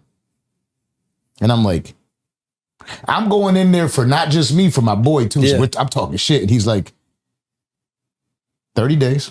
And you're done. Start your own business. I'm gonna help you. I walk out. I don't know what to feel because he's like, I'm not only did I just get myself fired, I got my boy fired too. You know, But I'm inspired. Wait. so I had to walk out and tell him like, yo, I did have to talk with him, but it didn't go good at all. Yeah. You know, he's telling us like, How'd it go? It's, you know, I mean, it's time we start. And this is Marco. Marco runs a hospital now. Hey. He's out in Kansas City. He's doing his thing. I own several businesses. That's crazy. I'm doing pretty motherfucking good for myself. I can tell. But when I was talking to him, right, Nice house. appreciate you. When I was talking to him that day, and I'm like, yo, you don't realize, but that's what changed everything for me because I'm thinking I got it all together. Like, Yeah. I'm going to kill it in this conversation. I got all this shit. I'm killing it. Everybody's doing well in this office. We're doing great. And this dude just tells me, like, you're done. And I'm like, oh, shit. Like, I'm done. And now I'm forced to do that. And he did keep his word. And he did help me build businesses after this. Still to this day. And I'm about to say, and then that's what he did. He saw you. He said, nope. Time to cut the umbilical cord. You're gonna be your own man, and as an older man, I'm gonna help you get there. Yeah. And you did the work. He helped, and now look at we out on the Danza Project. Yeah. Yep. That's what life's about. Shout out to you for knocking on his door, though. Yeah. You know, And that's a dope thing. Like, sure. we go to have this conversation. Yeah. We don't know what's going to happen. But when somebody says you're on your own, Yeah, a lot of people fail. yeah, There's some people that yeah. go out and guess what? They got the courage to be this light. Yep. You know what I mean? Because Exactly. because when you're going out in the world and you're really trying to get it, some motherfuckers are gonna hate you. Bro, they don't like winners. So there's no sympathy for winners. 50 Cent famously says that. no sympathy for I don't. winners. And guess what, guys? I don't want sympathy. Yeah. I want to win. Fuck sympathy. I want to win. Seriously. Yeah. And I want that, you know, that makes me a person, and I'm guessing you're the same way, because of the way you speak and the way you've said the things you've said right from the jump is the way you operate a family. Yeah. Right? Like, you're building it. Yeah. And like me or hate me, this is what I'm doing. You know what I'm saying? And I believe that's probably what made you how you are and how you run a family. I wasn't the favorite. I wasn't the one. I wasn't the one. I was the one that they told, stay away from him. He ain't going nowhere. I was that one. Nah. And then, like I said, I had an awakening. And that's all that was needed. Wow. And now look at my life. You took Because action. I had an awakening. No. We be wanting other people to see us. We want other people to have an awakening. We want other people to wake up and see that we're the one. Do you think you're the one? If you think you're the one, walk like you're the one. Huh. And you'll be the one. When T.I. said he the king of the South, he was a little nigga from Bankhead. That nigga eventually became the motherfucking king. Hey. He took the title. Word. Boom. That self-belief is a motherfucker. Now being we got to get to the music shit, right? Okay. Being a music exec and being as powerful a view of, like, you know a lot. You've been through a lot. You've been involved in a lot. You really know, like, I wasn't gonna talk Drake, Kendrick with anybody else. I'm talking about this shit with Ray Daniels. You know what I mean? I'm talking about with somebody that could either humble me or just or Educate you. talk. Yeah, I know a little bit about because exactly. because I want to hear it. Yeah. And I'm gonna talk my shit too. That's just who I am. Same with me. I love it. But I'm listening to you and knowing everything you've done. Where do you see? You know, there was a time when it was Amalgam Digital. You remember Amalgam Digital? Yeah. This is Joe Budden times, right? Yeah. Where Joe Budden used to tell everybody, "It's going digital," and Yeah. everybody clowned him. Yeah. And that's why Joe Budden could never fuck with me because I know too much about it. So he goes to Amalgam Digital and he was hated for it. He was blasted. Oh, this dude thinks it's going to all go digital. Where do you see the future of streaming and where the music is headed? Do you think it's always going to play a role? What role does it play in the future of music? I think the music business we were in a wave, right? The gold rush came 2018, 19, 20, 21, 22.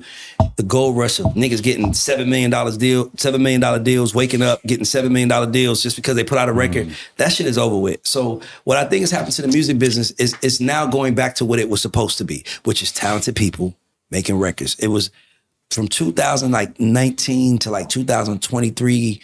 It was just whoever could get in front of a mic was gonna put out a song with the hopes of getting a TikTok virality record and getting a deal, and they don't even care. So for me, I think that the business, I think real talent is about to dominate because it's like you fill up a balloon. Like you fill up with I don't care how much, after a while, this motherfucker's gonna burst. Right? So I think that the bubble is bursting, and I think that, and it's funny because, by the way, Jack is in this room. I've been saying this for 8 18 months. And I think the peak was Drake suing Universal. That's the cleanse. The biggest artist on the company is suing the company because another artist that's on another company beat him in a oh my God. Exactly. Yeah. You got Elliot coming in. So they're really showing us, like, to me, I think the music business is about to be Ola Vito. As we once knew it. I think you're gonna have like regional, I used to have regional artists. It's not regional, but it's more like, it's not, what's the word I'm looking for? It's not regional as much as it's niche. Okay. Like, this guy makes Halloween music, right? It's like, instead of him being from Houston, he makes Halloween music. Right. And on Halloween, that nigga is from September to like November, he's the nigga. But the rest of the time, he's just doing special scary events, like this scary party, right? I think that's what it's gonna be. People are gonna have to find their niche and build brick by brick by brick. And I pray that we have another artist that has the drive of Taylor, the drive of B, the drive of Hove, the drive of Ye. I pray, but I don't think we're going to ever get that again. I think the star is gone. The superstar is gone. I think the superstar is, it takes too much to be a superstar consistently. Think about that. You got to work 3 years straight to get to one point. And you can't even enjoy that point because you got to work another fucking 3 years to get to another. You got to work, and then when do you ever get a chance to enjoy? You never do. So I think that artists are going to start saying, I don't know if I want that. They're going to take their me time. And I think the business is going to shrink. We're not going to see major labels. We're going to see boutique labels offering limited services and to entrepreneurs and whoever want to do it. That's how you specialize the niche. Yes, exactly. So for me, I just think that, I knew it was coming, but I think the Drake Kendrick, I think that was like the bubble bursting. Like, to me, I know it feels like minor, but like looking 5 years when you look back and be like, what was the moment where everybody was like, okay, this shit went too motherfucking far. I think it was that moment, right? Wow. And that moment came off the biggest rap battle in hit. It was a lot of things that led up to it, and it's also leading up to the fucking super. It's so many things happening right now. Time. Exactly. And for me, I just think the game is about to be different, man. I don't love it like I used to because I love this. I love this.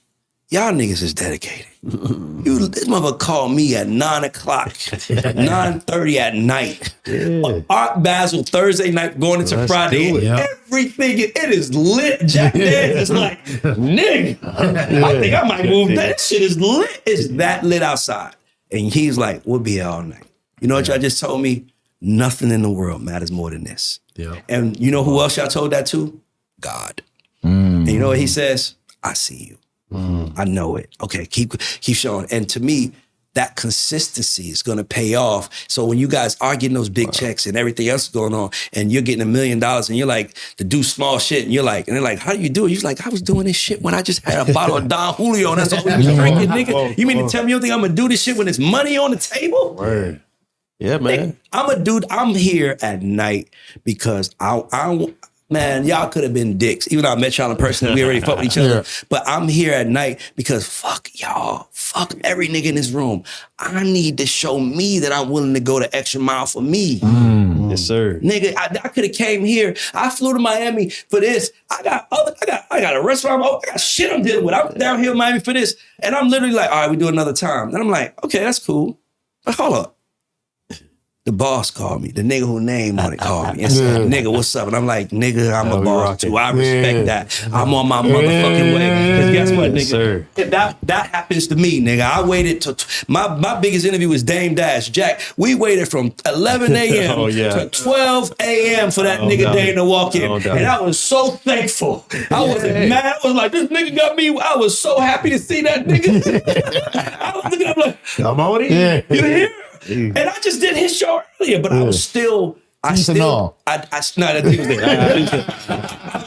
was still grateful that this man showed up for me. Right. Absolutely. And that's because I put so much work in this that I'm grateful for everything that come with it. I don't think it owes me. Absolutely. I'm not mad that it's not happening for me. I know I gotta fucking go get it. And that's all I want everybody to understand. You gotta get up and get it. And sometimes that means pissing people off, not being liked, being hated. I don't give a fuck.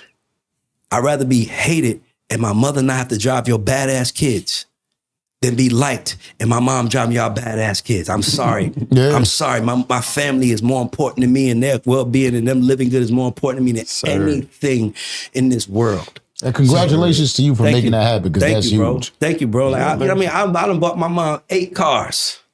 Like, what, nigga? Nothing makes me happier and prouder to be the man. You know, like, when we was kids, we used to brag on our daddies. My daddy, briefly. Exactly. Yeah. Nigga, I want when them kids is bragging, and then my kid turn, I want my kid to be like, but now let me tell y'all about the real. Exactly. And by the way, I want to live up to that shit. Every day I want to live up to it, because I am their hero, and that's what I care about more than anything in this world, and that's what I'm never gonna let down. Facts. And if I see a man trying to do the same thing for his, I'm gonna show up and help him the same fucking way. Because that's what it's about. Yeah, man. Hey, I had a question. Speaking of what we talked about earlier with the music, because I kind of think that right now we live in where the era of the music executive is kind of over. Oh, yeah. So, especially like with the shit that's going on with Puff and all that, I feel like the Puff Daddies, the Steve Styles, even Leo Cole and all of them, they're all moved on to different industries. And I don't think we're going to live in an era where we see that again. Yeah. You think that's possible? I think the music exec is not needed anymore. Well, let me say this. I'm going to take that back. Let me retract that statement. I don't think the music exec is wanted, but he's needed. She's needed. Ooh.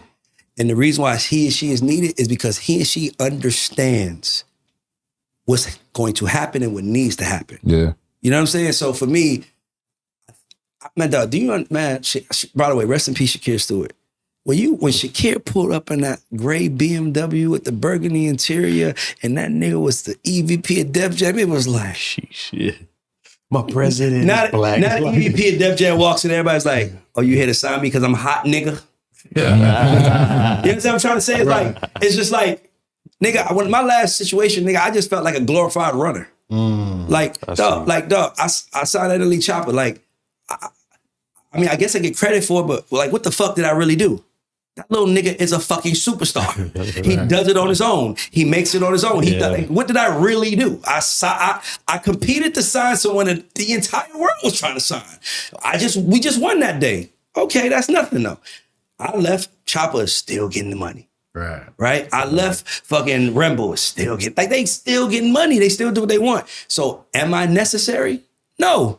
So guess what I do? I remove myself and I go where I am necessary, which is in my life and my shit. So I build my shit, and guess what? And in my world, I'm the Elliot Chopper, and I love that. Shout out to Elliot. That's my little nigga. Every time we see each other, it's love. That's my little nigga. He a little star. He a little star. Nobody, dog. Them labels can't get credit for breaking artists because they don't know how. How can I break you when you break yourself? How can I tell you, dog? I'm gonna give y'all a little quick story. I remember working when I, by the way, shout out to L.A. Reid. L.A. Reid is the motherfucking man. Okay. This nigga will sign, first of all, he's the only nigga in history to sign 5 acts at a high school talent show level who all went on to sell diamond records. My man just sounded like Denzel Washington when he said that. Outkast, Tony. These are people that walked in his office without a mic, without a demo, and just rapped a song. And he signed them, and they sold 10 fucking million records. And that's what I'm saying. Like, is that shit ever going to happen again? It's never going to happen again. You know why? Because shit comes with the great guys. Like, shit comes with the great guys. I mean, you know, people make it like, you know, Jordan had a gambling habit, you know? Shit come with the great guys, you know? Like, shit comes with the great guys. Always remember that. So the more shit you have, I'm like, okay, you better be motherfucking great, nigga. Because shit comes with those people. So yeah, I don't want to just keep rounding, but we are used to be an executive, used to be able to walk in the room and they would praise you. Now you walk in the room and they be like, oh, here come the culture vulture here. That shit felt so lame, man. That shit felt so lame. The only thing that really helped me in my last gig was I had my own money.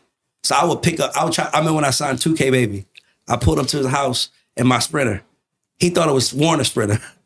Like, oh, they sent the Sprinter for me. Nah, nigga, go look at that front license plate. That bitch say radar. And And they was like, this is yours? And you still work for them? Damn, now they really want to work me because like, damn, you got your own. I want to be like you got your own to build this. But they don't like that in them buildings.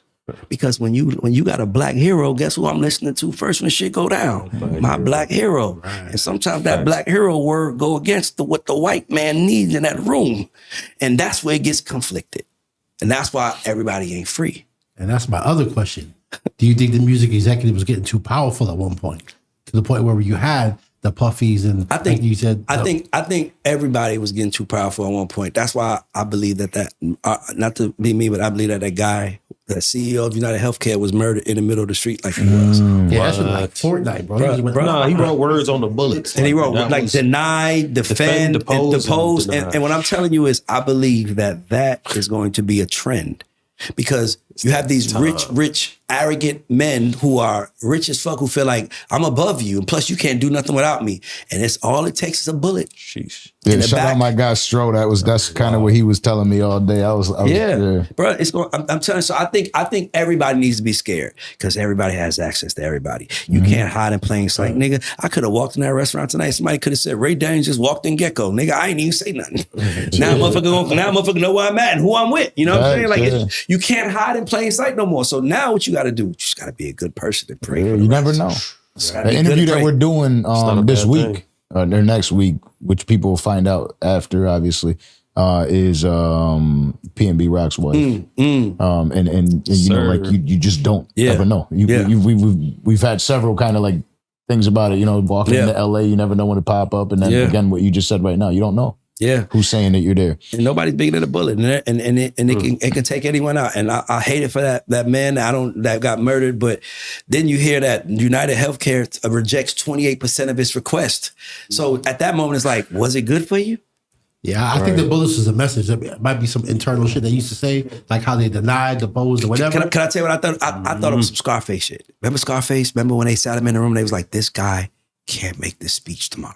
Yeah. And I thought it was something like that. And it was like, he can't make this speech tomorrow. I don't give no fucking The first thing I thought was Scarface when I saw this whole thing. Yeah, that's the first thing I thought. Because I'm like, they didn't want him. It was something that he was going to say. And I'm like, hey, we all need to be scared. We all need to be scared because right now anybody can win and anybody can lose based on Elon Musk is $324 billion. All it takes is for one girl to have footage of him saying he tried to rape me. Yeah. And nigga, we know what's gonna happen. You see what I'm trying to say? Yeah. So you just kind of it might be tough against Elon though. He might that's AI. I get it, but you're right. Yeah. That's a robot version of me. I got a robot version of me. It'd be hard for Elon because he'll take his motherfucking shit, but he'll go to Mars. Come get me from here.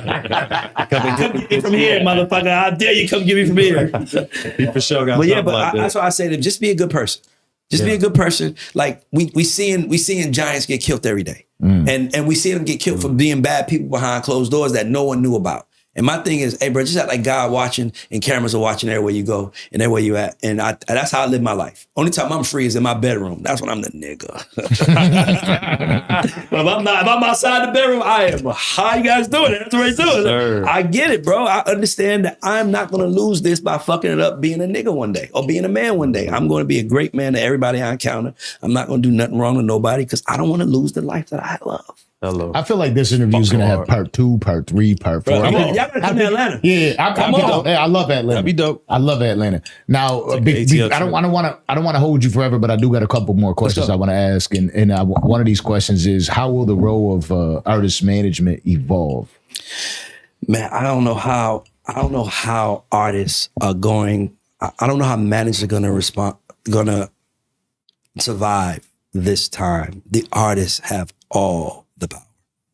Is it the immediate access to their client? You know what it is? It's they're making money faster and they're having access to information faster. So like they're thinking things should happen faster than it should. So you might fire a motherfucker because somebody else did something bigger than you that you want to do, but it just ain't your time. So for me, it just don't seem like the artists are more powerful, the labels are powerful, and everybody in between, pray for yourself. That's why I started a fucking podcast and I stayed out that shit. Honest truth. You once mentioned about how Charlamagne God fucked up your life by fucking with an artist Yeah. that you had. Yeah. Have you ever been able to speak to them? Nah. No, I haven't. I will one day. It's the joke is that we was on the road and we was on tour and they was like, y'all going to South Carolina? Y'all better hope y'all don't get Charlamagne. And it was like, nigga, I'm just happy to be in the music business. This is 500 motherfucking cities we about to go. And everybody's like, Columbia, South Carolina, watch out for this guy named Charlamagne. We walk in the station, it's just him. I was gonna say radio. It's just him. Nobody else. He's the nicest guy. Hey man, how y'all doing, man? Good to meet you, man. Come on, man. Let's get into the thing. Then he gets to the thing like, I'm sitting here with an artist who I don't know. I don't want to interview that. He has another. And I'm looking like, what the fuck is going on? And then he was like, this guy has a Chevy song. Every week I hear a different Chevy song. And when we got in the car to go to the next city, the artist just wasn't as enthusiastic about it. Because it's like, everybody does have a Chevy song. Jeezy guy, I went from old school Chevys to like, it was just so many. Took the breath out of him. Yeah, and he was like, I don't want to promote it no more. And I feel like, and I love Charlamagne. I'm a big fan of his, but like huge fan of his, but I also love his growth. But I'll tell him to his face, you don't hurt a lot of people. Mm-hmm. And to me, by the way, I love that. And I hate to do this, but I think that a woman helped me see that with Puff. Because I couldn't see it with Puff. I didn't understand it. But a woman said, imagine Cassie being good to him. 10 years, 13 years, loyal. He made all these promises to her. He didn't keep one. Right? And then she sees him go Carisha and she does all that for her. Gives her a TV show, supporting her with a microphone, holding up, and it was like, and I never look, I'm a man, I don't think about shit like that. And women was like, and that would have killed me. And that probably would make me hurt him too. And I think that's what kind of, because he kind of was like going, he was off to the races. Mm-hmm. He had a new girl, a new life, new record, new everything. It was everything. And that's why you got to be careful, because that one motherfucker you left behind that know your secrets. Mm. And you can never fuck them. And I would have told him, hey, bro, if she know a secret, pay her. If she know a secret, pay. I know you don't want to, and I know you hate it, and I know that her husband used to work for you. Got to get over that. But you got to get over your ego to save the man. The same thing I would tell Drake. Get over the ego to save the man. And to me, that's all I would say. It's like, we've seen so many people, but Puff, the last 5 or 6 years, Puff has been like great to everybody, giving people back their publishing. But we don't know what he did in fucking 1997 when people, you see what I'm trying to say? Rich and famous that's my for point. A long time. That's my point. So my point is that shit can come back to haunt us. Wow. So just be good. And guess what? You might not get it today. You might not get it tomorrow. Mm-hmm. But at least you know if you get it the third day, you did it the right way and nobody could take it from you. Hey, because Cassie was like, it's in the baby oil. I love that. Talk to us about the relationship with Chubbie Baby and how and what it meant for you in your career. Oh man, I didn't know he was gonna go there. Yeah, we go there. Late night show. You know what I mean? By the way, I appreciate you going there. Like, it's not that man, I love Chubb, man. I saw him 24 hours before he passed. Gave me a pound. And it was really triggering for me. I only have one fear in life. Dying and another man raising my kids. Another man telling my kids what a man is, or telling my kids what the world is. Mm-hmm. That's my job. And watching one of my close friends demise and knowing that his kids are older. You know, Chloe's the youngest, she's 16. The boys are older, but it's like his whole existence was there. And it's like, he did it right, and I love him, and R.I.P. and I just hate that it happened, bro. He was a good nigga, bro. He's a good nigga. He loved everybody. And, you know, it just proves to you that life ain't fair. Mm. And, you know, if you got your life, be thankful. Right. That's why I said, kill the ego. You got life. You got lungs. You got air in your lungs. Just be appreciative of that. Because tomorrow that shit could be gone. And I live every day like it's my last, but I promise y'all, I also live every day like I want to be here tomorrow. And the next day and the next day. And I'm not going to do anything wrong to anybody because I just want to be here for my kids. That's my whole reason for living. And that was his reason. I just want to say rest in peace, man. I love him, man. Like, man, I don't know, man. Like his face keeps me up at night. Because when I was around Chubbie, like, I'll tell you a story really quick. I'm in the LA office. We just let go of a very seasoned A&R vet. And LA is like, we need an A&R. ASAP. And I'm like, I got the perfect person. I'm like, Chubbie. And they was like, who's Chubbie? I was like, he's in Atlanta. And you know, people in the room are like, why would you? He's in your city. What are you doing? You the Atlanta guy. I'm like, I don't care. Like, and I called Chubbie. I was like, yo, I got you a job. He's like, for real? I said, I need you. I'm gonna have my assistant reach out. We're gonna fly you to LA. My assistant, shout out to Kate, flew Chubbie. We booked that travel. We went to the meeting with LA. He got the job. We go downstairs, get in the car, black car. I don't want to get emotional, but he called his kids. I got the job. Everybody's,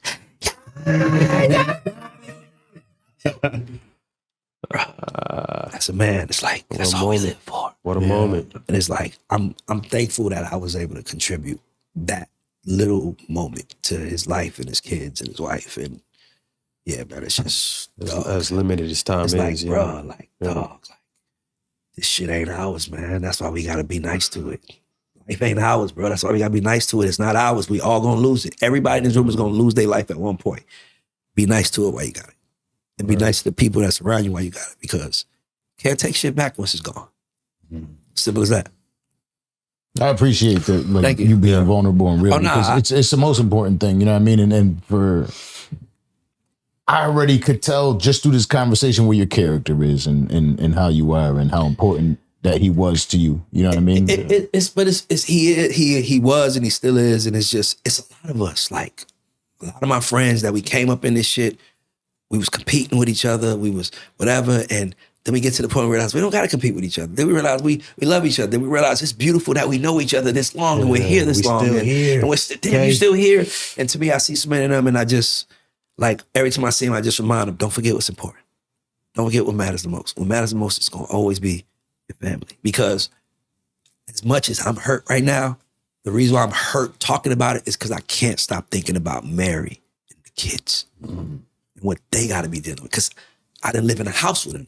You know what I'm saying? So that when you see the room, when you see the residue of everything, him around, it's hard, bro. Yeah. It is, bro. I just shout out to rest in peace, Chubbie, man. Shout out to everybody that came through, and yeah, it was hard. Right. It was really hard because he loved life and he loved the people he shared it with, and you know the way life works, it doesn't always go in our favor. That's why I follow these animal pages. I'd suggest that to anybody. I follow like 300 animal pages. You know what I'm saying? The reason why is because the only thing that separates us from animals is that we can remember. We can remember. We have memory. Animals, they don't remember. So we can learn from our mistakes. We can know what was wrong yesterday and do it differently today. Animals have instinct. And, you know, when you see a lion run up on a boar, you would think, fight the boar. They don't give a fuck. They're going to eat the babies. And the boar is just sitting there, can't do nothing about it. And you just watching, you like, that's the world we live in. We say dog eat dog, but it's really dog eat dog. And, you know, you just got to know that that's the world we live in, and it just gives you that perspective. Like I be seeing, we was just watching the impala run from a cheetah, and don't get me wrong, it's entertaining as fuck, but when that impala got caught, his life was over. He's dead. Yeah, it's real. So it's like, you know, it's different. It's like we compete for dollars and cents. Right. They compete to survive. And to me, that never leaves me, that it can be me tomorrow. It didn't happen to me, it just happened, and it so happened to be my turn. So I do everything in my power to be a good person. This brother called me, I'm coming. I could have easily been like, man, fuck that, I'm in LA. I don't know him, I know y'all. Nah, fuck y'all. Y'all didn't fly me down to do this. He did. I'm gonna respect that motherfucker for that. Just for that reason. He said, because that's what business is about. I agreed. He said, yes, we did it, and now I'm here. Right. And I could have easily said, no, you said 7. Nah, I'm coming now. I don't give a fuck if it's 1 o'clock in the morning. I'm gonna do it. And I got a flight to catch in fucking a few hours. But I'm here. You wanna know why I'm here? Because when you see a brother doing right, you see a brother trying, you see a brother giving it his best. If you could accommodate him and just make your life inconvenient for 20 minutes, man, that 20 minutes ain't shit compared to how it's gonna pay you back. It'll go further. It'll go so much further, bro. Man. Just sometimes just make that sacrifice of being a man and doing what you say you're gonna do. You know what I mean? Men are out here mad because they got dealing with shit they said they was gonna do. You say he's gonna do it, nigga. Yeah. From the handshaking at Revolt World, it was like, hey, let's make it happen. I didn't know. I would have thought you was Danza because you 6'2". I'm telling this nigga. No, home. I'm telling niggas, I'm like, yes, where's the dancer? Me, nigga. He's like, yo, what's up? Like, I was more blown away by that. Where I'm like, oh, we can do the interview, but nigga, this is really you. I'm being honest. So but that's what but think about that. We meet, random revolt. We could have been doing something else. We meet in the room. I know you, you know me. Hey, bro, let's do something. Cool, let's do it. It's done. Here we are. And to me, that's what it's about. Showing up for yourself and letting the cars fall where they fall. But if you show up for yourself, you got a way better chance that car falling in your favor than you do if you didn't show up. Yeah, word. I appreciate it. My nigga, bro. And I got one more question for you. But I do want to let you know, like, I feel your pain like a motherfucker. Like, listening to you talk to that story again. Thank you for sharing that, by the way. That was me just losing my grandmother. Like, I be sitting in rooms,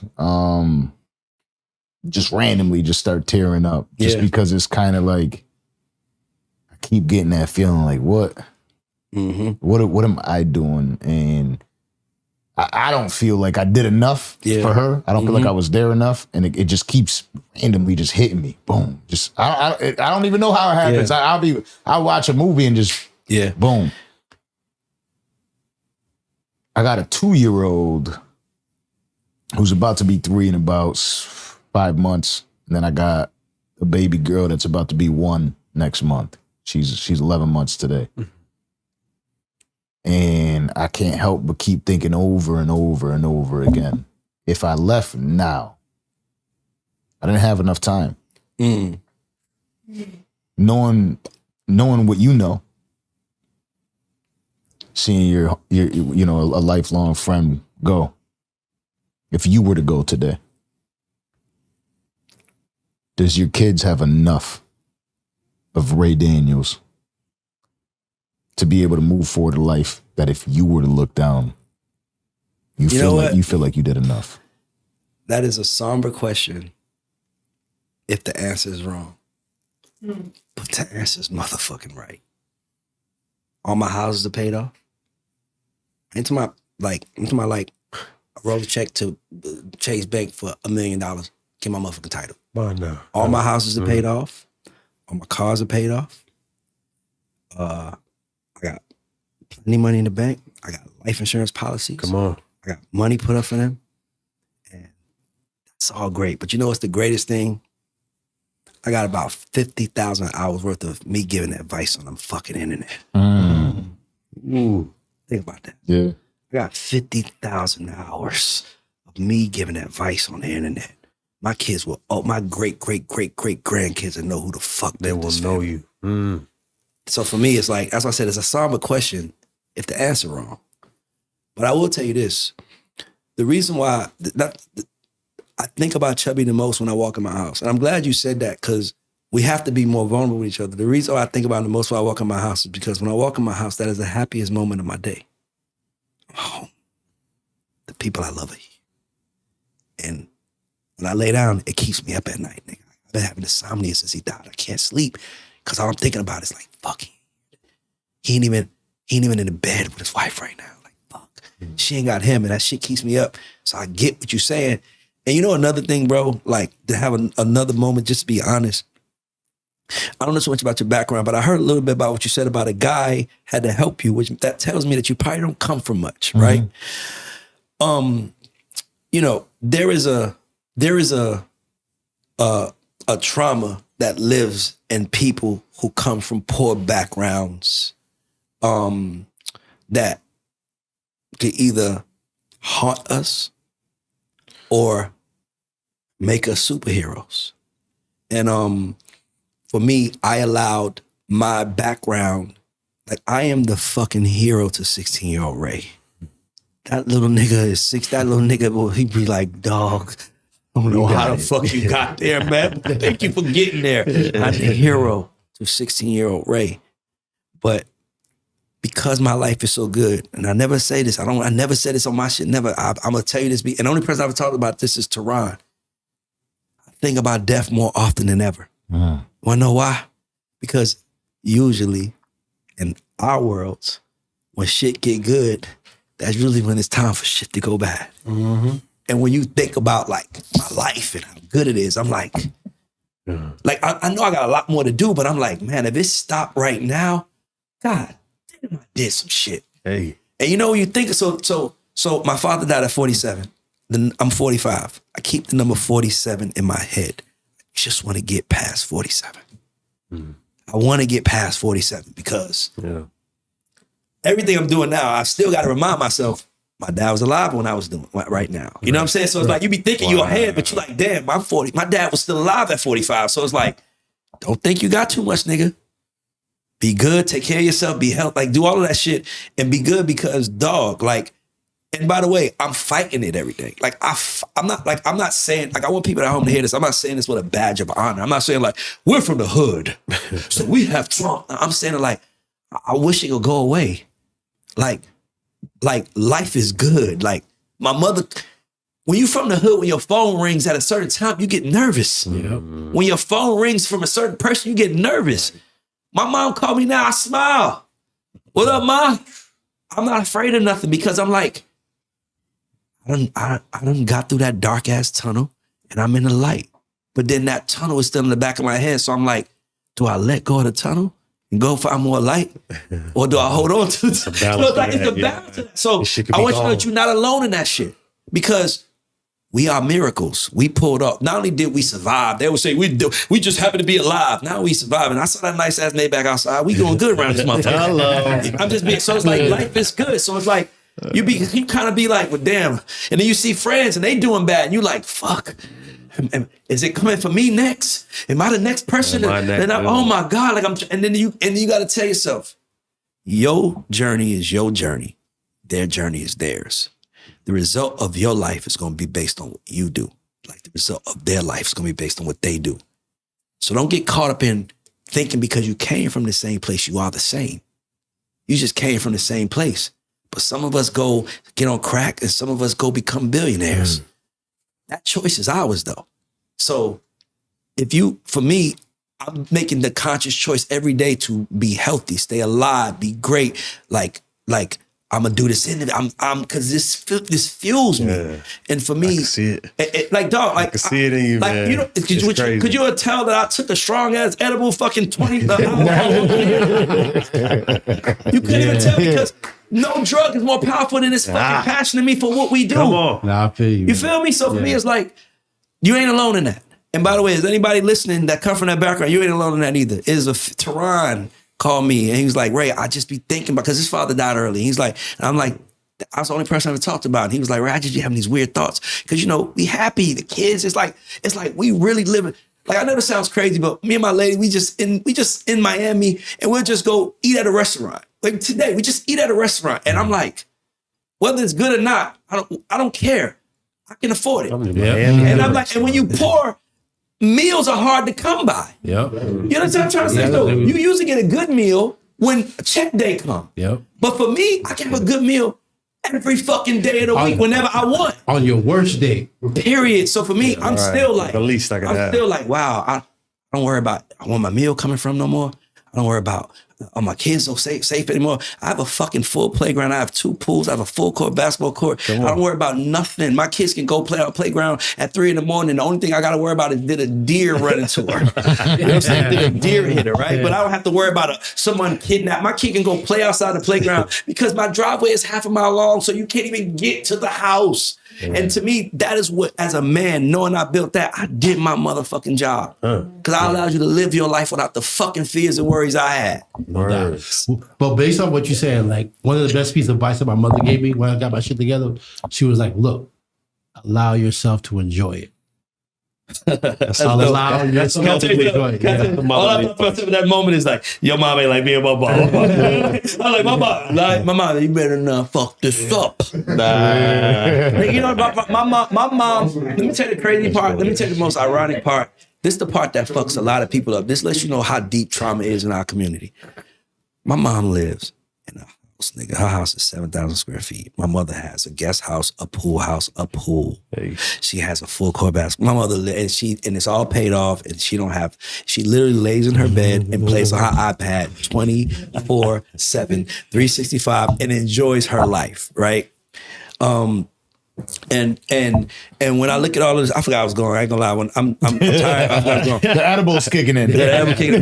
But my point is that I you were talking about the trauma. Yeah. Oh, that's what it is. Yeah. Perfect. Thank you. See, you my nigga. my people come to my house, and by the way, that's her house, which is 8 houses down from my house that I live in now, which is twice the size of that house, right? So, you know, artists want to sign to me, right? So I'll sign an artist, right? This little nigga from the hood, right? Or this pop artist from the hood they come from a poor background. This motherfucker has been praying to meet me. And now they're thankful that Ray is going to work with them. And my mother meets them and be like, please don't forget about my son when you make it. And these people are looking at...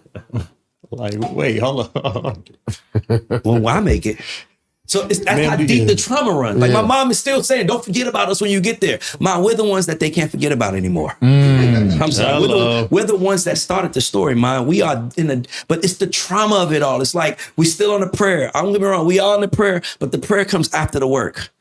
We ain't praying and then sitting. We working and then praying. So that's where I'm at with it. So for me, it's just, you know, it's trauma in all of us. We all dealing with it. Don't feel bad. Don't beat yourself up. Don't be at home feeling like, oh, wow. It's all the shit. I'm glad you said that. And I'm glad that you brought that side of me out because I don't even like talking about it, but I'm glad you did it because it's people at home that need to know they are not alone with dealing with this shit. It is normal. It's normal as fuck. It is okay. But the only person that could beat you is you. The only person that, you know, they say, what you do with that information is on you. Yeah. Remember, it's not on your mama's, it's on you. So as long as you know that every day you can wake up and walk further and further and further and further away from that dark place that you was in, and then all of a sudden you're in a light, but ain't nobody coming with no wheelchair, no car, no nothing to take you there. And if they do, they own your ass. I like what you said. My boy, we're locked in forever. This is dope. Always. Another one. No. Yes, sir. Danza Project. Sign us off, Orlando. Ray Daniels. Let's get it. Another one.